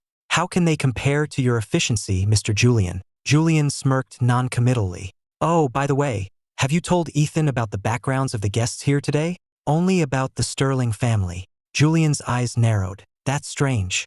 He's new here and has only been in contact with us Astors. Where else would he get his information? Perhaps we've all underestimated the young master. He might not be as simple as he appears. At the very least, his composure is extraordinary." This was Mr. White's honest opinion. His intuition about people was usually spot on. My past was still a complete blank. They hadn't found a single piece of useful information, which was what puzzled Julian the most. Mr. White hesitated before suggesting, "Why don't we just ask the young master directly?" Julian replied, "He just returned to the Astor family. He might not trust us yet. Besides, Mom, Dad, and the sisters are mainly afraid of bringing up bad memories for him. Let's put his matter aside for now." From the shadows, I raised an eyebrow. They wanted to investigate me? I looked forward to the day they discovered the truth, to see just how many cards my family was still holding. Julian continued, "This bit of information is not nearly enough. Mr. White, you keep your people posted. If they don't cough up something more today, they won't be leaving the prism's gates. As for the 2 who were kicked out early, consider them lucky." Seeing their conversation was about to end, I slipped away first, only to be immediately surrounded by a crowd of people, all chattering and asking questions about me, trying to gauge my family's attitude towards me. When Julian came over, this was the scene he saw. Our eyes met, he snorted again, and turned away to amuse himself elsewhere. But in a corner hidden from view, he was talking to the Prism's manager about something. The manager asked, "Is the Masquerade ball still on for tonight? With the young master here, the crowd is large and unpredictable. We can't guarantee his safety at all times." And with Miss Sterling, before the manager could finish, Julian cut him off. "If I can't even protect him on my own turf, then I have no business being in New York." The manager immediately replied, "Understood." Meanwhile, in a spot Julian couldn't see, a group of rich kids were trying to get me to play games with them. Convinced I was unsophisticated, they were plotting to make me look foolish. But they never succeeded. I always had a reason or a way to refuse, and in the end, they were the ones who made fools of themselves. The commotion finally drew Julian over. He frowned, a rare second time. I instantly moved to his side. "Julian, you're finally here. They were picking on me because I don't know anything, and we didn't even get to finish a single game." I was blatantly turning the tables on them. The group was speechless. Julian glanced at me, then turned his gaze to the others. "If you don't want to play, then let's not play at all. Go to the main banquet hall and have a seat. I have something to discuss with you all." Julian didn't include me in what followed, sending me off to wait elsewhere. It wasn't until the masquerade ball that evening that I saw a certain someone again. I casually picked up a mask. When the ball began, everyone started moving, slowly making their way to the dance floor with the music. I was just dancing casually, my eyes wandering, when someone came right up to me, placed her hand in mine, and started dancing with me. I asked, "How did the little princess sneak in again?" Chloe answered with a question of her own. "I haven't even said a word, and you already recognize me? Still say you don't have a crush on me? What kind of family could possibly raise someone with such a thick skin? If it weren't for the setting, I really would have given her a piece of my mind." A smirk played on Chloe's lips. I didn't realize my future husband was so talented, so graceful on the dance floor. I knew all those rumors were just lies. Her eyes never left me. I raised an eyebrow. Is that so? Maybe they weren't lies. Maybe they were true. The moment the words left my mouth, I stepped on her foot. Chloe gasped, then quickly made an excuse for me. "Everyone makes mistakes." A smile touched my lips as well. "Isn't it normal to make a mistake?"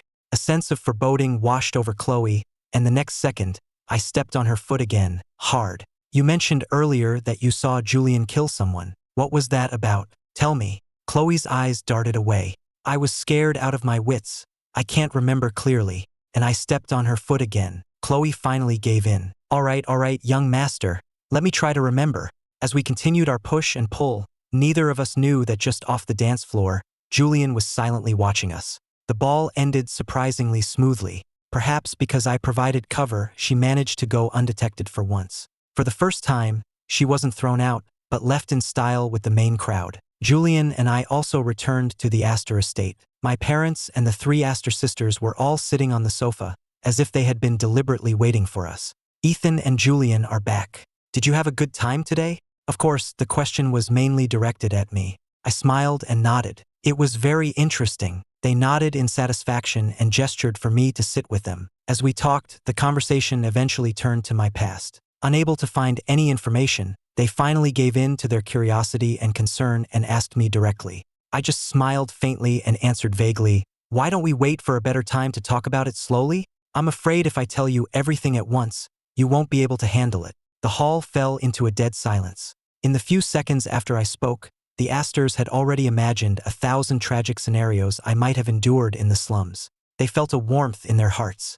After so many years of suffering, I held no resentment towards them. Instead, I was considerate of their feelings, worried they wouldn't be able to bear the guilt and worry. What a good boy! They were all deeply moved, and after a few more words of concern, they sent me to my room to rest. Then, they turned to Julian to reconfirm my account of the day's party. He spoke with a hint of sarcasm. "Ethan still isn't being completely honest with you." The others immediately sat up straight. Julian said, "Ethan and that girl from the Sterling family seem to be getting along quite well. They were dancing together at the ball, a detail he conveniently left out." My father was shocked. "That Sterling girl is back? And she managed to get into your event? Why didn't you stop her?"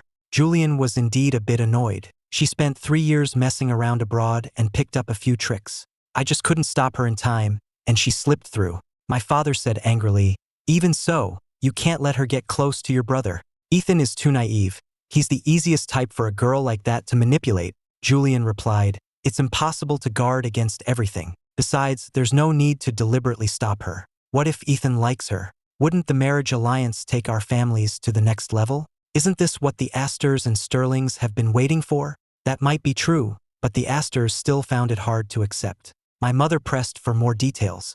"How did they suddenly get together?" Chloe announced it in front of everyone. It sounded plausible. Julian then recounted Chloe's heartfelt confession to me for them. The whole family looked grim. Finally, my eldest sister, Serafina, spoke. "Let's wait and see. That Sterling girl may be unreliable, but she's never been so public about her feelings for a guy before. Maybe she's actually serious this time." My mother nodded. "You're right, we'll have to observe her. Even if she is the future heir of the Sterling family. Vivian, when you have time, try to sound her out." Vivian pouted. "Why me? I'm busy too." She really didn't want to deal with Chloe. The head of the family made the final call. "When it comes to socializing and having fun, you're better at it than your older sister, aren't you?"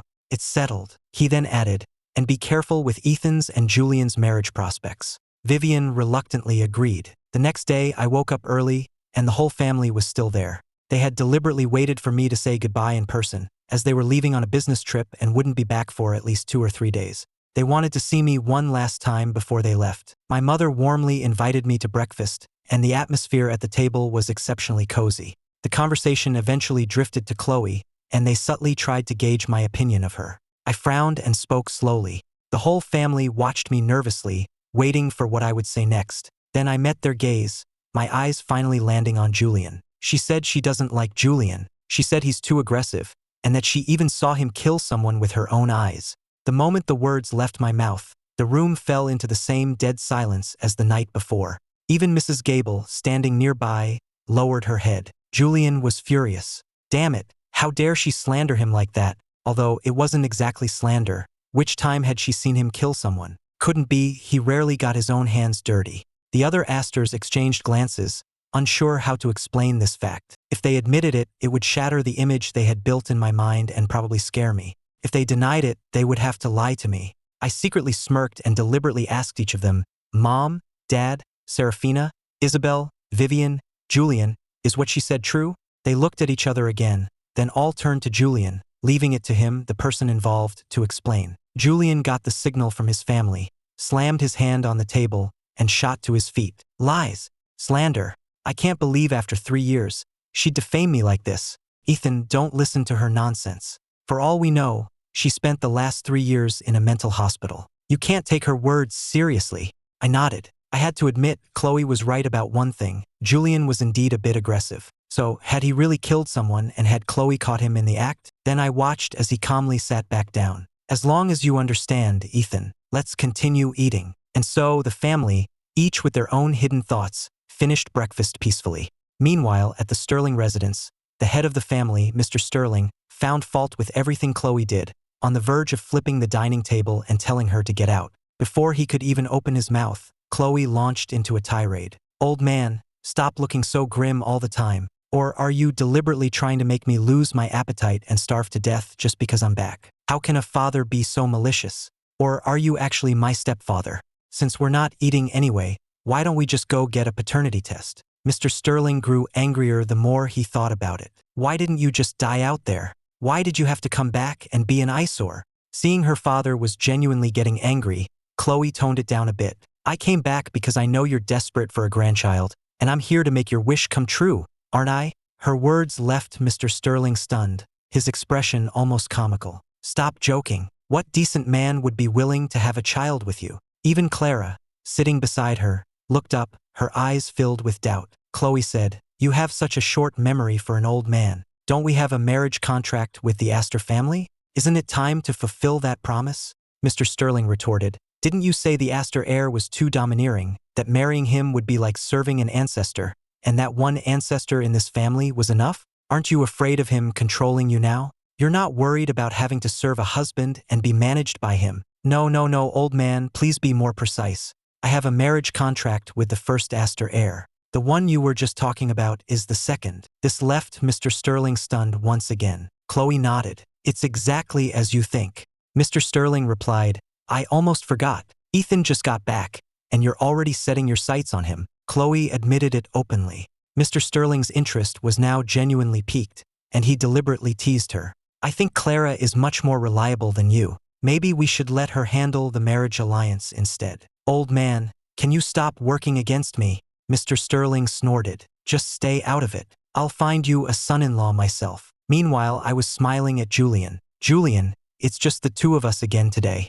What are you busy with? He asked. What? You want to be my assistant? I nodded. I wouldn't be against it. Julian looked at me suspiciously. What can you even do? I replied. A little bit of everything. Julian clearly didn't believe me. For real. But thinking about my behavior over the past 2 days, he pressed on. Ethan, can you tell me, what did you study when you were abroad?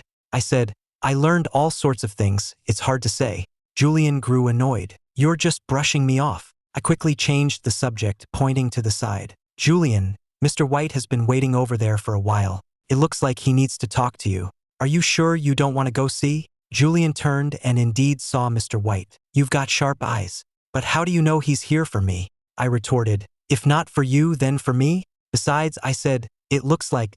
After Julian left, I wandered around on my own and saw a staff member training Caesar. When the Astor staff saw me approaching, they hurried over. Young master, it's dangerous over there. It's best if you watch from outside the training area. I waved a hand dismissively.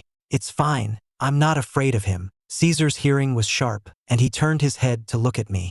I beckoned to him as if calling a pet dog. Caesar, come here. A staff member reminded me, young master. Caesar usually only listens to Mr. White's commands. But before he could finish, Caesar took off, sprinting towards me. He looked quite fierce, as if venting his frustration at being challenged. The few staff members present were terrified. They knew Caesar was highly intelligent and aggressive, and they were afraid he would hurt me, but it was too late to intervene. Just as Caesar was about to pounce, their hearts were in their throats. Young master, get out of the way. I took a step back, then raised my leg and brought it down hard on his head, pinning him to the ground with one swift motion. I then lifted him by the scruff of his neck. You're a feisty one, aren't you? The staff members were stunned. He was subdued just like that? One of them, still worried, said, young master, maybe you should let us take him. He has a bad temper. I smiled. What a coincidence. I don't have a great temper either. They stared, dumbfounded, as Caesar let out a submissive whimper, all his earlier ferocity gone. I casually stroked his fur, and he remained completely docile. Mrs. Gable, drawn by the commotion, arrived to this scene. Suppressing her astonishment, she spoke to me respectfully. Young master, it's dangerous here. Mr. Julian asked you to return to your room. Why? I just came out, and as you can see, he's perfectly behaved. Mrs. Gable hesitated. It's not because of Caesar. A guest has arrived, and Mr. Julian wishes for you to stay out of sight. My face was blank, my tone flat. What kind of guest? One that he can see, but I can't. My words carried a sudden weight that made Mrs. Gable feel a sense of pressure. Mrs. Gable tried to persuade me further, but I was already heading towards the meeting room. I pushed open the doors. I'm the heir of this house. It's not too much to ask to be included in your discussions, is it? Julian's face darkened. This disobedient fool, why did he have to come here? Did he think this was a game? I saw the three people sitting inside. One was Julian. Another was an old man in his 70s or 80s, with an arrogant posture and deep, sinister eyes that were somewhat terrifying. From his appearance, he seemed even more difficult to deal with than Silas. The third person was Mr. White. Though just a butler, he was sitting as an equal with Julian and the guest, creating a subtle balance of power. Mr. White's expression remained calm when he saw me, but Julian was not pleased. What are you doing here? I smiled. I'm a part of the Astor family too. I wanted to join you. My actions, however, were assertive. I sat down directly next to Julian. Julian, aren't you going to introduce me to this guest? The man stared at me, then a chilling smile spread across his face. Young master, I'm no guest. I asked bluntly, then who are you? The man replied, my name is Coleman. Your parents and Julian all call me Mr. Coleman. As he spoke, he exuded an air of arrogance, then sat silently, waiting for me to address him with the same title of respect. I understood immediately. I had researched him before. Mr. Coleman was the chairman of Oceanic Shipping Group, controlling 5% of the world's freight routes. He was a sworn brother of the first-generation Astor patriarch, a shareholder in a rival conglomerate, and a secret supporter of great Uncle Silas, hoping to spin off the shipping business. Though not an Astor by name, he was practically family, having dedicated most of his life to the Astor's enterprises. Mr. Coleman was seething with rage. Julian, however, laughed from the side. Ethan is just straightforward. Please don't take his words to heart. Inwardly, though, he was cursing him out. Mr. Coleman said with a cold face, of course I wouldn't stoop to arguing with a junior, but since the young master has returned to the Astor family, he should learn the rules, like remembering to knock before entering next time. My tone remained casual. We'll see about next time. Where were we in the conversation? Let's continue. Julian was getting genuinely anxious now. Go on, get out and have fun. You wouldn't understand what we're discussing today. I'll include you next time. It wasn't just him. The entire Astor family didn't want me exposed to these matters. There were some things I was absolutely not supposed to hear. I retorted, I haven't even listened yet. How do you know I won't understand? Mr. Coleman chimed in, exactly. As the direct blood heir of the Astor family, your brother is far more qualified than you to be involved in these things. Are you perhaps afraid he'll take your power? His words were clearly meant to sow discord. Julian's face turned frighteningly cold. Mr. White, who had been silent until now, finally spoke. The two young masters each have their own roles. The master and madam will make the proper arrangements for them. This is not something Mr. Coleman needs to worry about. Mr. Coleman's cold expression returned. I'm not worrying needlessly. It was just a casual mention. I asked with confusion, isn't Mr. White the butler?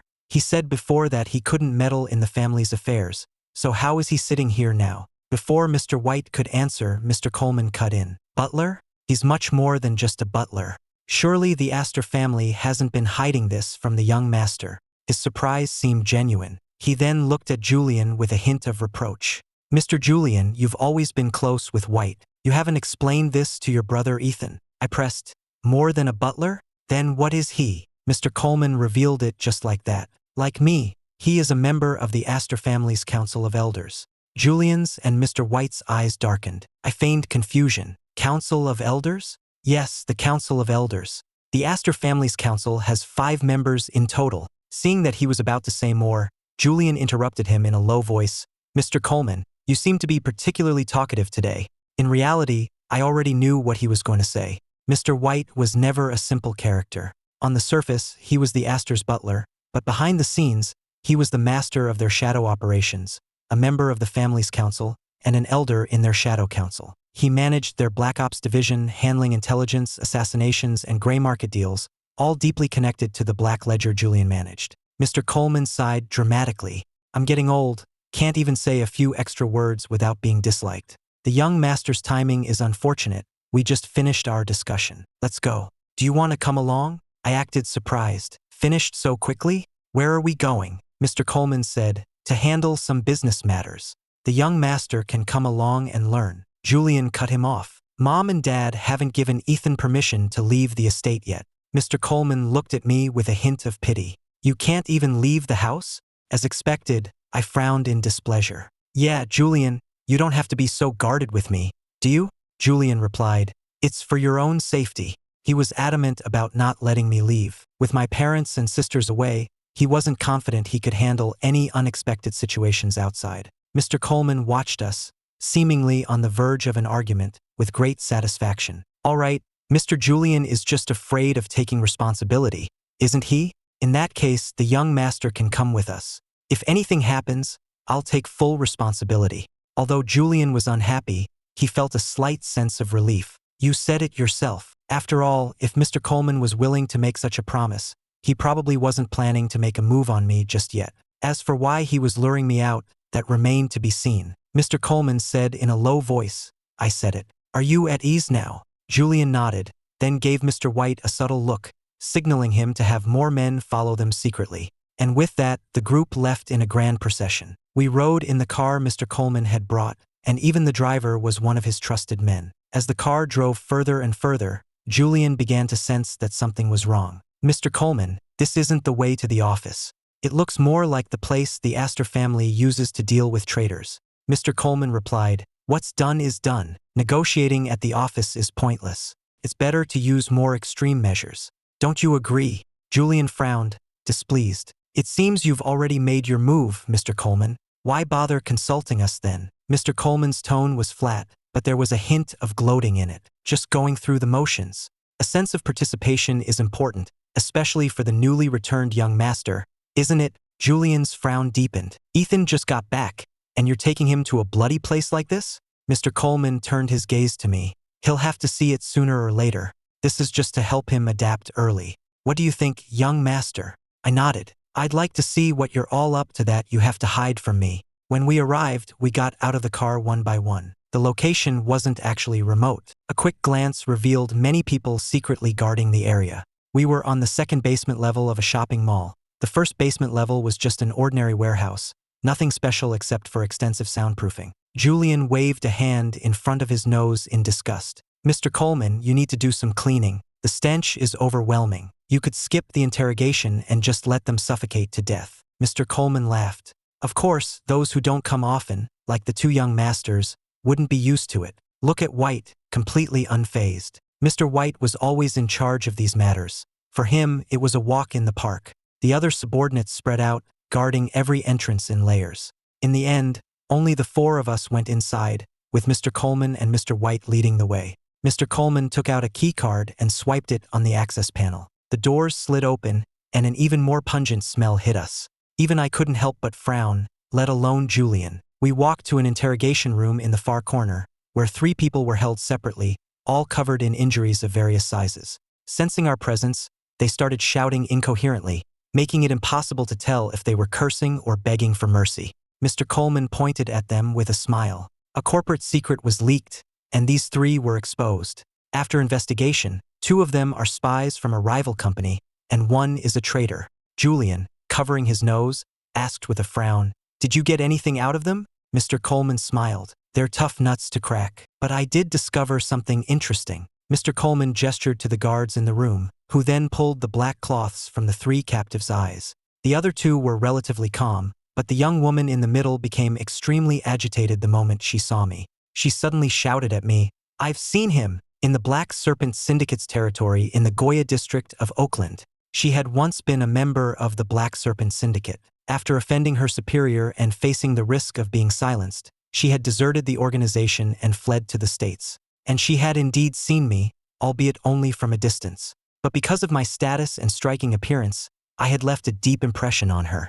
Hearing her words, Mr. Coleman revealed a subtle smile. Everyone in the Astor family, including him, was investigating my past. At first, they found nothing, and he assumed the Astors had deliberately erased my history. But he intensified his search, and unexpectedly, he had found a lead. The young woman who had just spoken wasn't a spy from a rival company at all. She was one of his own subordinates who had joined 3 years ago. Shortly after my photo was circulated, she had come to him. So, today's entire scene was a setup he had orchestrated. But Mr. Coleman acted completely surprised. "You can't just say things like that. How could you have possibly seen the Astor family's young master?" Julian and Mr. White were alarmed, worried he might discover something he shouldn't. Their eyes instinctively fell on me, but my expression was perfectly normal, even showing the same confusion as them. The woman insisted, "I am 100% certain that the boy I saw before was him. You'd be hard-pressed to find another person in the world with such remarkable features."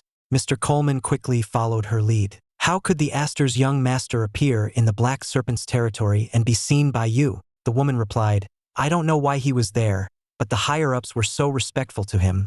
I could tell he was someone important. His itinerary was top secret, known only to the syndicate's top brass, and very few ever saw his face. I happened to be on the run from the organization at the time and was hiding in a box in a safe, secluded warehouse. When a few of the leaders came in with him to inspect some goods, I saw his face through a crack. I listened silently, my expression unchanging. It seemed there was some truth to it. That useless bunch from the Black Serpent Syndicate had let a traitor escape and hadn't cleaned up their mess after all this time. Now, she had shown up right in front of me. And of all people, Mr. Coleman had found her. Although Mr. Coleman didn't really believe the woman's claims about my supposed high status abroad, what if it were true? "Do you have anything to say about her accusation, young master?" Julian and Mr. White also looked at me with skepticism. I turned to Mr. Coleman with an innocent and bewildered expression. "You're just going to believe the words of a traitor? Her story is full of holes.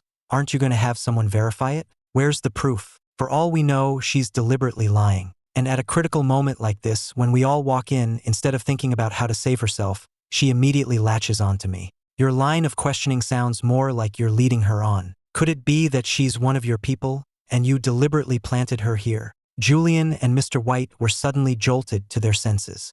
Mr. Coleman felt a flicker of panic. The woman was indeed his subordinate, a fact that could be easily discovered. At the same time, he had no proof, as the Black Serpent Syndicate was not his territory and he had no dealings with them. He had managed to fool Julian and Mr. White, but I had turned the tables on him. But Mr. Coleman was an old fox who had been around for decades, and he didn't show any cracks in his facade. "What are you suggesting, young master?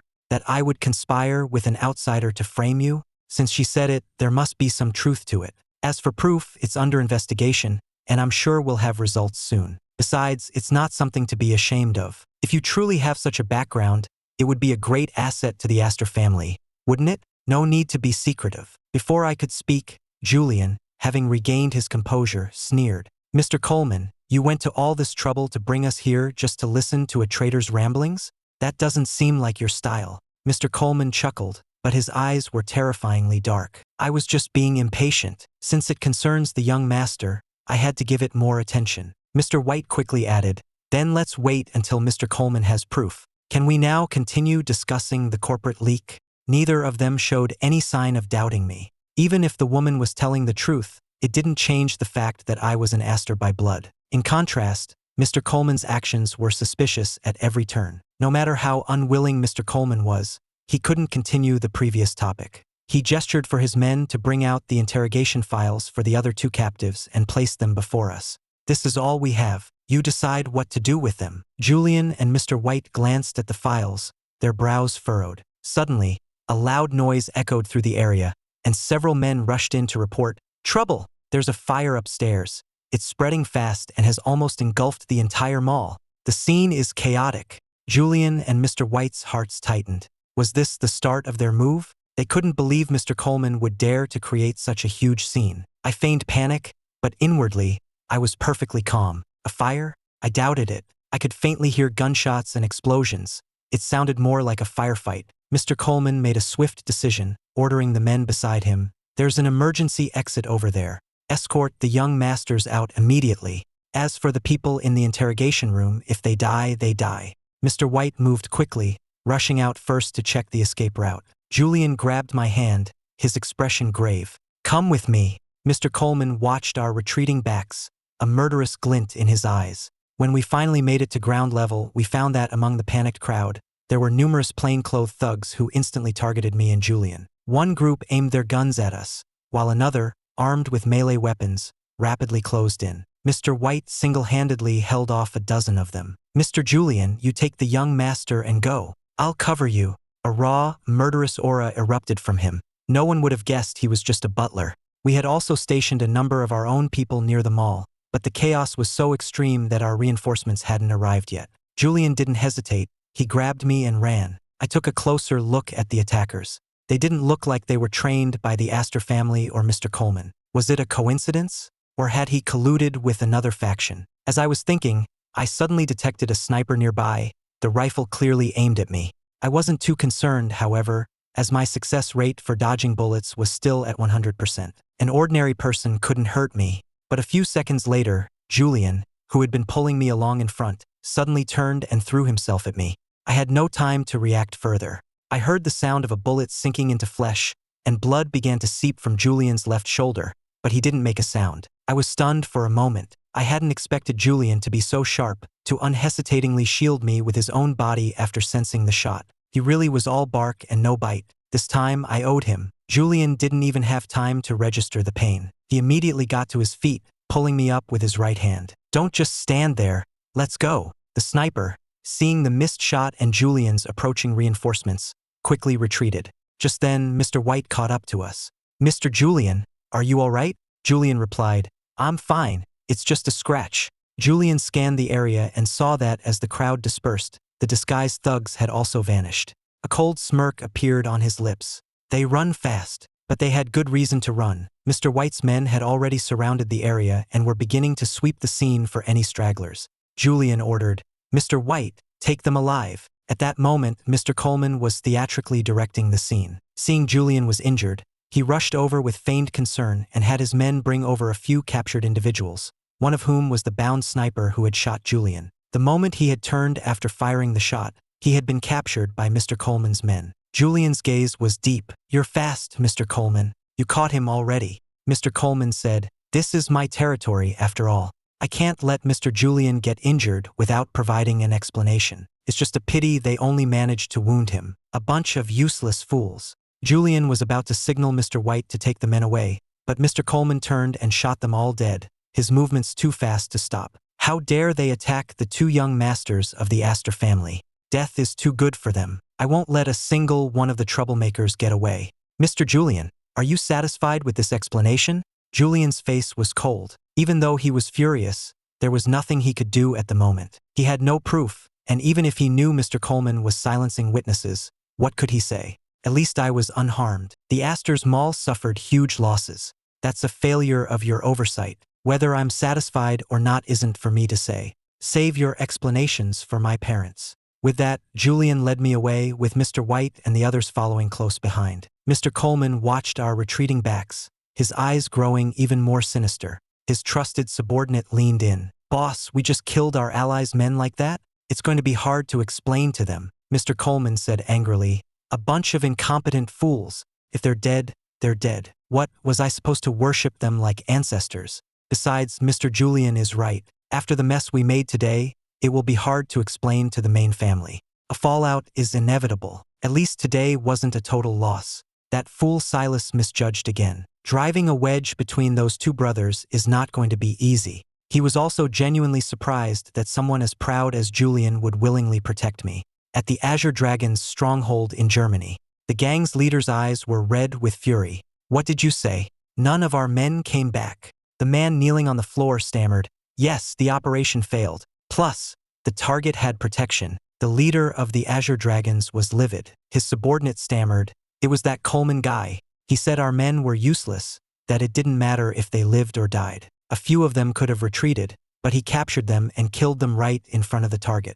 The gang leader slammed his fist on the table. "This is outrageous. He used our brothers as a sacrifice to clear his own name. What a piece of work. That Coleman and the Asters. Get all the evidence of our dealings with that bastard together. Sooner or later, I'm going to make him pay."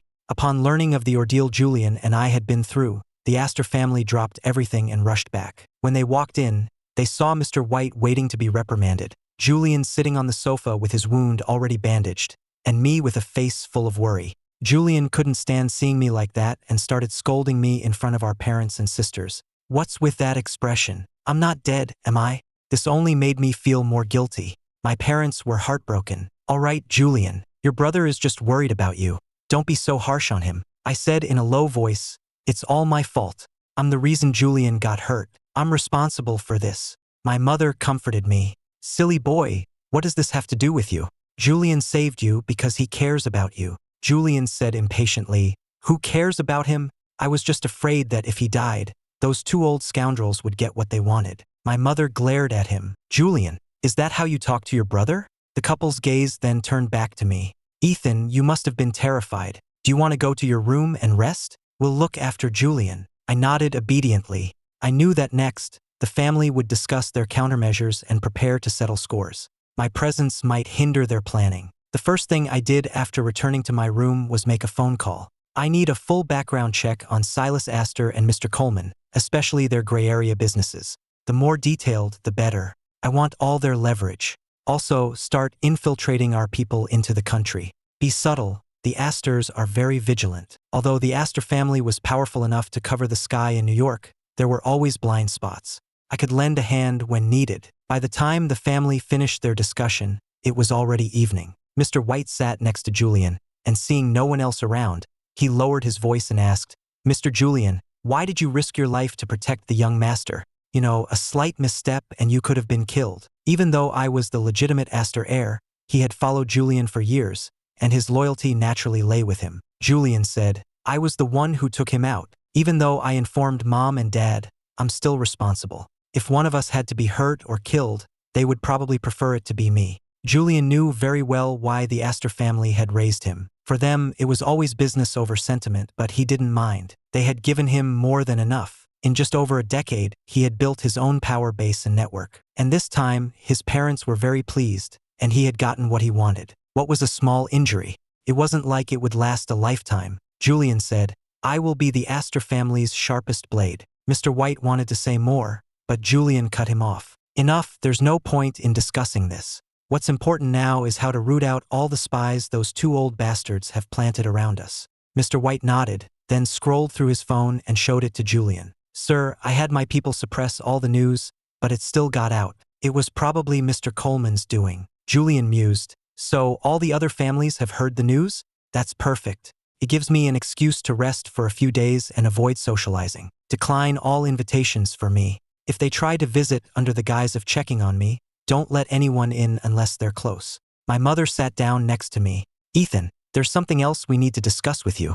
You've been back for a while now. It's time for you to be formally recognized by the family. What are your thoughts on the recognition ceremony?" I thought for a moment and said, "If we can skip the ceremony, let's. I prefer to keep a low profile for now. I don't want my face all over the media." My mother frowned, concerned. "Skip it? Wouldn't that be unfair to you?" I smiled. "What's there to be unfair about? Knowing that you, Dad, and my sisters care for me is enough. A ceremony doesn't change that. Besides, I'll have plenty of opportunities to meet people in your circle by following Julian around. I don't need this one event." The couple discussed it briefly and didn't insist further. "All right, we'll do as you say. Later, when all the Astors are gathered, we'll hold a private ceremony for you internally. The very next morning, Chloe showed up. No matter how much Julian refused to see her, she wouldn't leave. Julian was exasperated. "Help me up. I want to see what she's up to." He then deliberately stalled for half an hour before letting Mrs. Gable help him slowly down the stairs. Chloe had been waiting for a long time. Julian asked irritably, "Miss Sterling, to what do I owe the honor of your personal visit?" Chloe pushed a gift towards him. "I brought you something good, of course. Open it, you'll like it." But Julian made no move to take it. "It's just a gift. Next time, you don't have to come in person." Chloe said, "I couldn't do that. My conscience wouldn't be clear until I saw you were all right." Julian smiled. "Spit it out. Why are you really here at the Astor estate?" Before, she couldn't get far enough away from him. Why would she visit in person now? Chloe said, "To bury the hatchet with you, of course."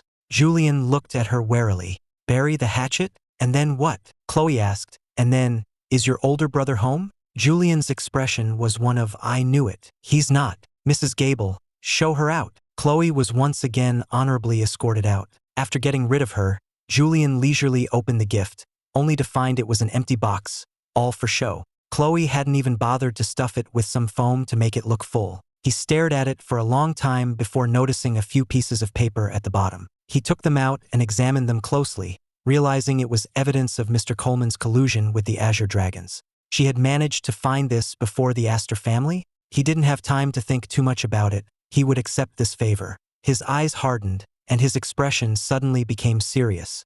At that moment, Silas watched Mr. Coleman, who had come running for refuge, with a sarcastic smile. "So you come running to me now that things have gone south? Who would have thought the Azure Dragons were a bunch of incompetents?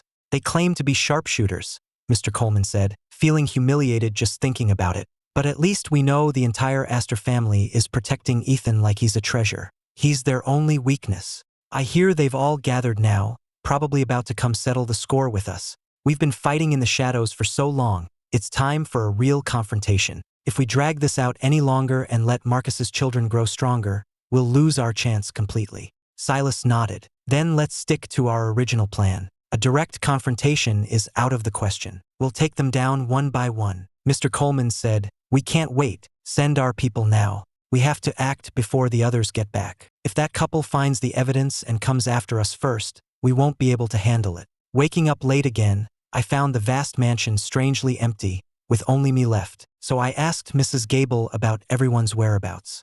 Mrs. Gable answered honestly, "Young master, the master and madam are investigating yesterday's attack on you and Mr. Julian. The 3 young mistresses are also helping." The whole family was mobilized. This time they were serious. I continued, "And Julian? Miss Sterling from the Sterling family visited a short while ago. Afterwards, Mr. Julian and Mr. White left in a hurry. What was Chloe doing here? Could she have said something that made them rush out like that? She said she came to visit Mr. Julian and brought a gift." My expression grew serious. My parents and sisters had left at the same time, one after another as if prearranged, but they hadn't gone to the same place. This meant they had suddenly received some crucial information that required them to handle it personally, and they had split up to do so.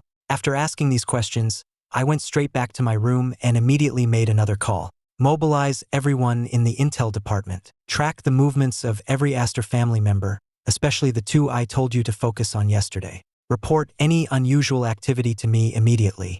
Be quick. How could there be such a coincidence?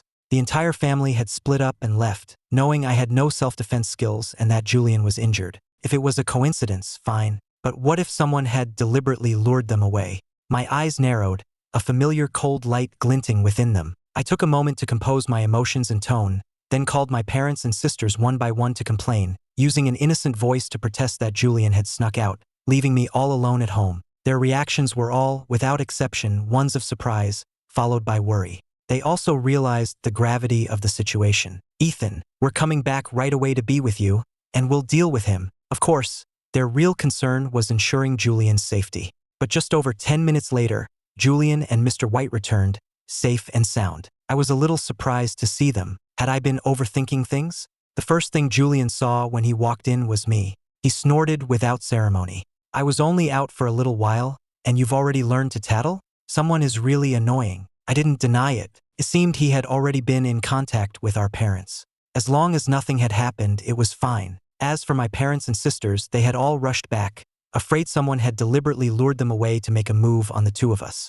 After all, this was a critical time. Once they were home, they all breathed a sigh of relief and didn't say much more. The family had a peaceful lunch together, but then they had to leave again, instructing the two of us to stay put at home. The Astor estate was now very secure. The pests had mostly been cleaned out. The reason they had to go in person was that the information and evidence they had received were all genuine, and they needed to strike while the iron was hot, leaving no room for Silas and Mr. Coleman to recover. I received a message from my subordinates confirming that the information my parents and sisters had and their destinations were legitimate, so I let it be. It was only after they left that Julian called Mr. White over. The information Chloe gave us was a huge help. Go and apprehend them now, according to the plan we just discussed. Earlier, the two of them had gone to verify the information themselves. To avoid alerting the enemy, they only took 2 or 3 bodyguards, and they actually managed to find one of Mr. Coleman's secret bases.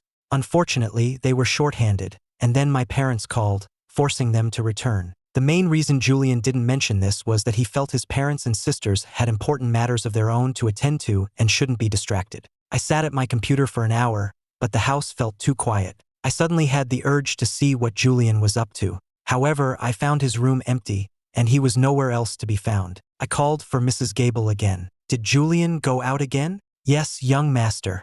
Mr. Julian specifically told me not to inform you, afraid you would complain again. I felt a headache coming on. Why was he so disobedient? He was injured, yet he was still running around with Mr. White. Mr. White was more than capable. There was no need for Julian to risk himself by personally overseeing things.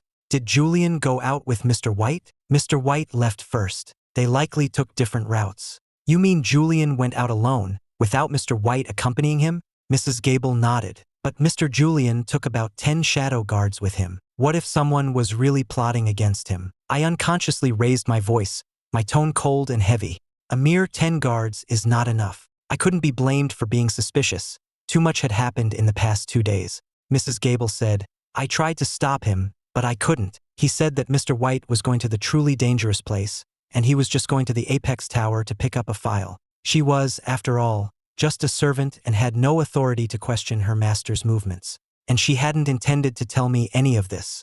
After Mrs. Gable left, I fell into deep thought. It was too late to notify my parents now. Besides, I had already sent them on a wild goose chase once, wasting their time. What if this was another false alarm? It would be better for me to go and drag the disobedient Julian back myself. Just as I was thinking this, my phone rang. Seeing the caller ID, I answered without hesitation. Chief, it's bad. Julian has been captured. My face turned to ice. Mobilize all our personnel in New York immediately, and send me his precise location. I turned back to my room, grabbed a couple of weapons, and strode out, running right into Mrs. Gable, who hadn't gone far.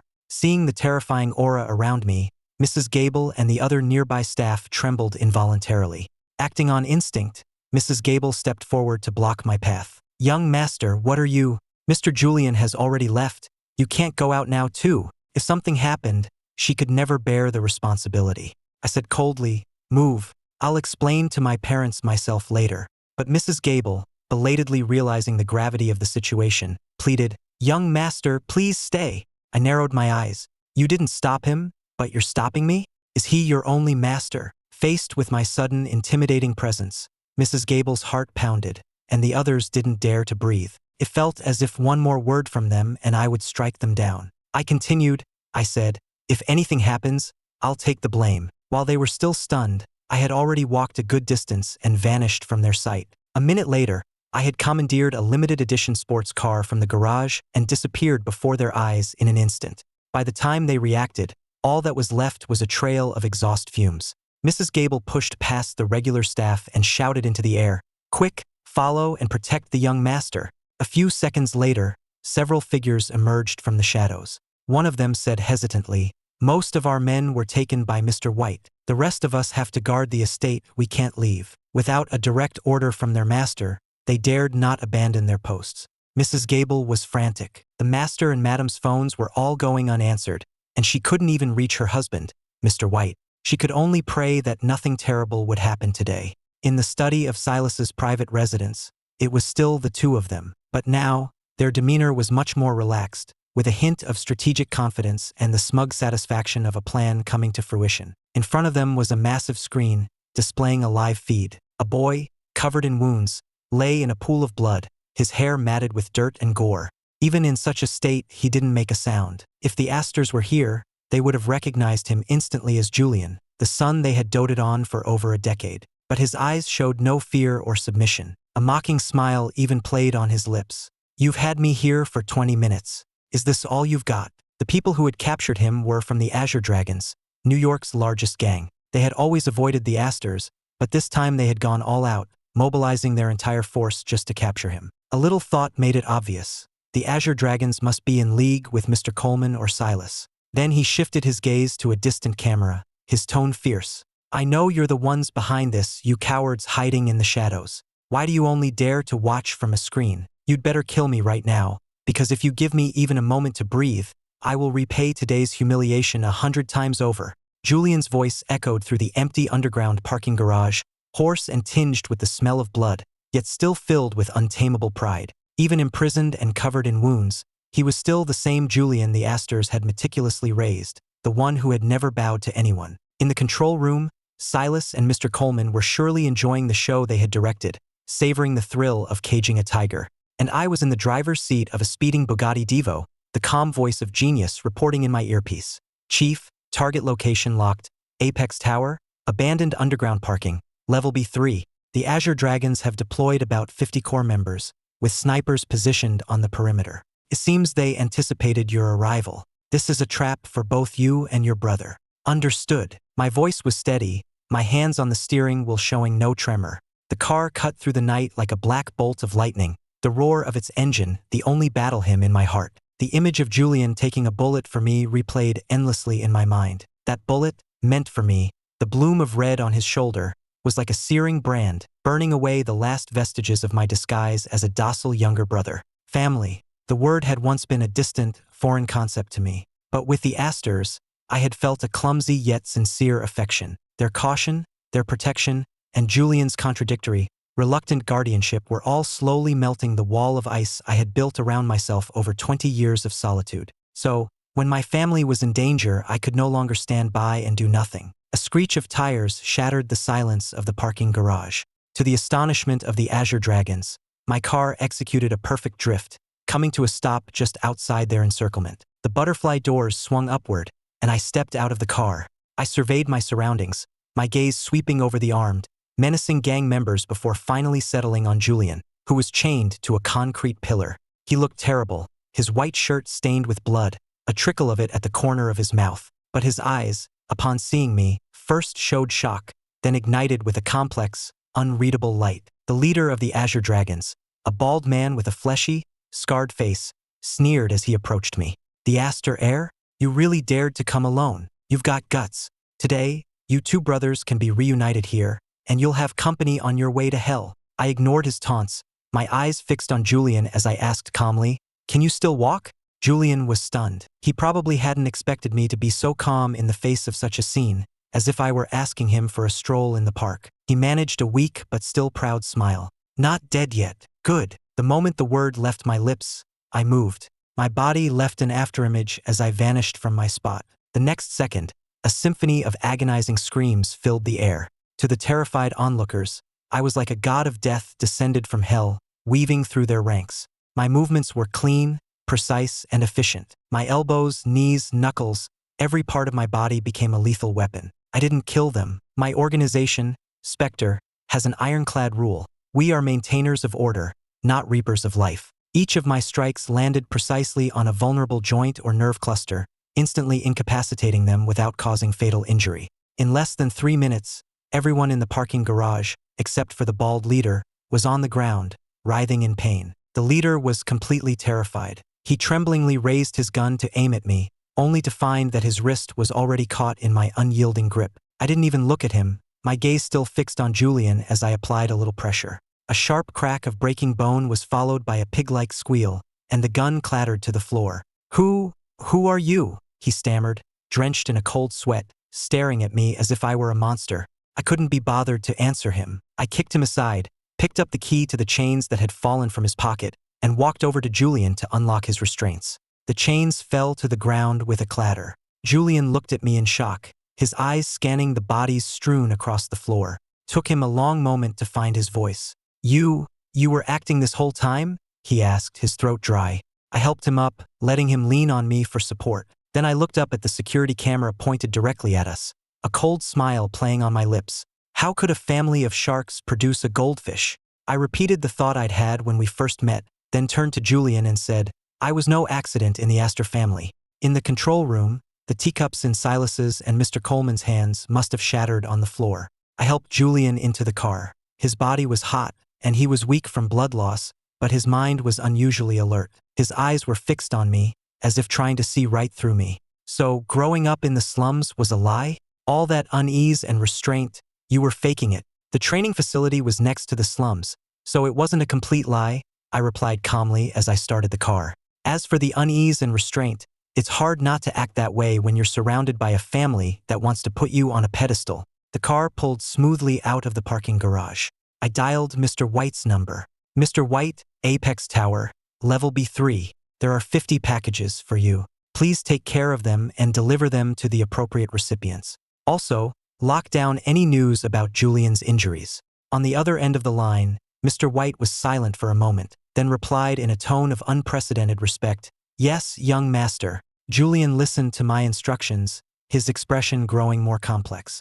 He leaned back against the seat and closed his eyes, as if trying to process the overwhelming amount of information. After a long while, he said softly, Thank you. You took a bullet for me. I saved your life. We're even, I said calmly, my eyes on the road. But he suddenly laughed, a weak but relieved sound. Even? Ethan, from the moment you returned to the Astor family, we were never going to be even in this lifetime. I didn't argue, because he was right. We didn't go home. Instead, we went directly to a private hospital owned by the Astors, one with the highest level of security. The doctors were already on standby, and Julian was wheeled into the operating room. I stood in the hallway, watching the red light above the door, and took out the phone, developed by a friend. I tapped on Genius's profile picture and sent the command, Initiate the reckoning protocol. Targets: Silas Astor, Mr. Coleman, and all forces behind them. I want everything they have, their businesses, their networks, their dirt. Leave nothing behind. Roger that, Chief. I'll make sure they don't even have their underwear left. After sending the message, I finally felt a wave of exhaustion. Not physical, but mental. Playing the part of a harmless heir was more tiring than carrying out 10 S-rank missions. Soon, my parents and 3 sisters arrived, having heard the news. Seeing me unharmed, then looking at the light of the operating room, their faces were filled with a mixture of fear and worry. Ethan, Julian, my mother's voice trembled. They're just removing the bullet. It's a minor surgery. His life isn't in danger, I reassured her. My father, Marcus Astor, looked at me, his eyes as sharp as an eagle's. Ethan, Mr. White has told me everything. He didn't finish the question, but everyone's gaze was fixed on me, waiting for my answer. I knew the time for revelations had come. I led them to a quiet lounge and poured them each a glass of water. Dad, Mom, Serafina, Isabel, Vivian. I took a deep breath, deciding to hide nothing more. I didn't actually grow up in the slums. After I was taken, I was raised by an organization. That organization is called Spectre. I saw their bodies tense up instantly. Spectre isn't an ordinary assassin organization, I continued to explain. We accept secret commissions from the world's highest powers to eliminate targets that are beyond the reach of the law but pose a great threat, like international drug lords, terrorist leaders, and warmongers. We are the guardians of order who walk in the darkness. And I am Spectre's current leader. You could have heard a pin drop in the lounge. The shock on their faces was absolute. I laid everything bare. The special phone was a military-grade device from my organization. Genius was my chief intelligence officer, a real person. I could easily uncover the illegitimate son's background because Spectre's intelligence network spanned the globe, and my so-called teachers were world-class experts in combat, firearms, intelligence, finance, and various other fields. So, you came back. For the Astor family? My father's voice was hoarse. I came back because I wanted a home, I said, looking at them and speaking the truest words from my heart. As for the Astor family's troubles, that's just a matter of sweeping some dust out of the house. After a long silence, my mother's eyes reddened first. She walked over, and this time, she didn't keep her distance. She hugged me tightly. My son, you've suffered so much. My body stiffened for a moment, then relaxed as I gently patted her back. It turned out that no matter how powerful I was, in my mother's eyes, I would always be the child who needed to be cherished.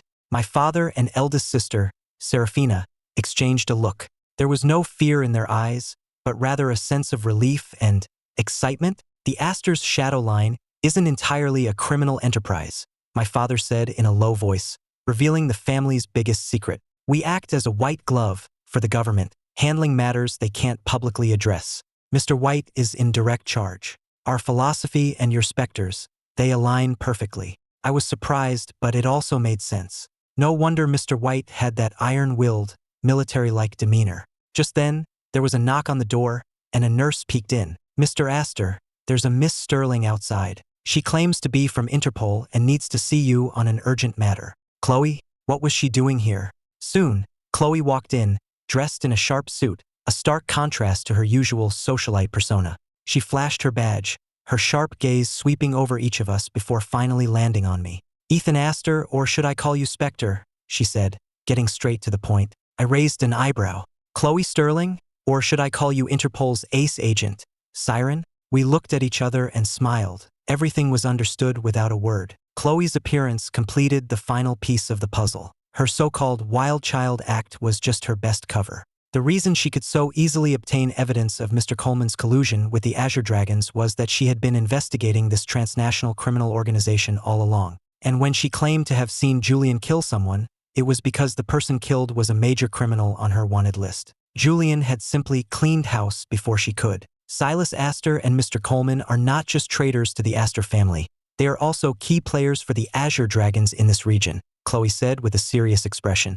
I need your help to take them and the forces behind them down completely. My father looked at me, his eyes questioning. I nodded. That's exactly what I had in mind. An unprecedented alliance was formed. I represented the absolute power and global intelligence of the underworld. Chloe represented the legitimacy and international resources of the law, and the Astor family possessed an unrivaled commercial might and local influence. When Julian came out of surgery and learned everything, he looked at me with a complex expression and said, "You really know how to keep a secret." Then he smiled, the exhilarating smile of someone who has met their match. But this makes things interesting. Leave the business side to me. Our counterattack began. Julian took command at the Astor Corporation, using the solid evidence provided by Chloe and the intelligence support for me to launch a devastating assault on all of Silas's and Mr. Coleman's businesses in the capital market. Their funding chains were precisely severed, their stocks were aggressively shorted, and their partners defected one by one. In just 1 week, the business empires they had spent decades building were on the verge of collapse.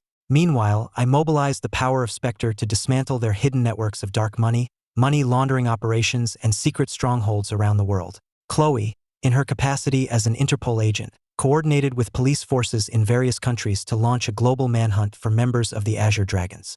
Silas and Mr. Coleman were trapped. They tried to flee, only to find that I had blocked every escape route. They tried to fight back, only to discover that the power they were so proud of was fragile and insignificant before the combined might of the Astor family, Spectre, and Interpol. Finally, one morning, as they were still reeling from the loss of billions in assets overnight, Marcus arrived with Mr. White, I arrived with Spectre's elite, and Chloe arrived with Interpol. The three forces appeared before them simultaneously.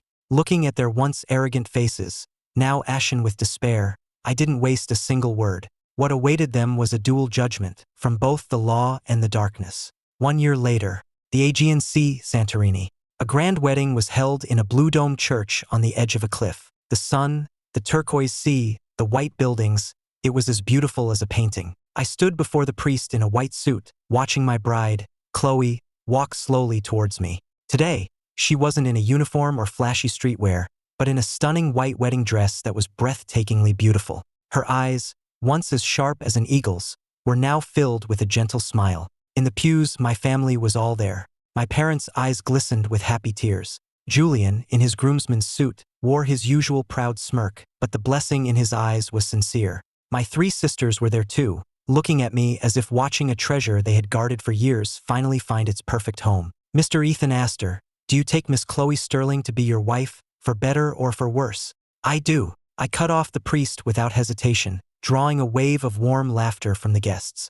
Chloe also smiled and said, I do. We exchanged rings, and amidst the blessings of everyone present, I lifted her veil and leaned down to kiss her. This kiss was the union of underground order and public justice, a fusion of darkness and light. After the wedding, our family stood on the cliff's edge, feeling the sea breeze and watching the sunset. In the past year, the Astor family had undergone a monumental transformation. I integrated Spectre with the family's shadow line, creating a new organization dedicated to upholding justice on a global scale. It remained a king in the underworld, but now it operated in the light. Julian, meanwhile, had taken full control of the Astor Corporation's business empire. Under his leadership, the group expanded at an unprecedented rate, becoming a true commercial titan. The two of us, one in the light and one in the shadows, brought the Astor family's influence to its absolute peak. He also found his own happiness with a formidable businesswoman who was his equal in every way. They were both lovers and the best of business partners.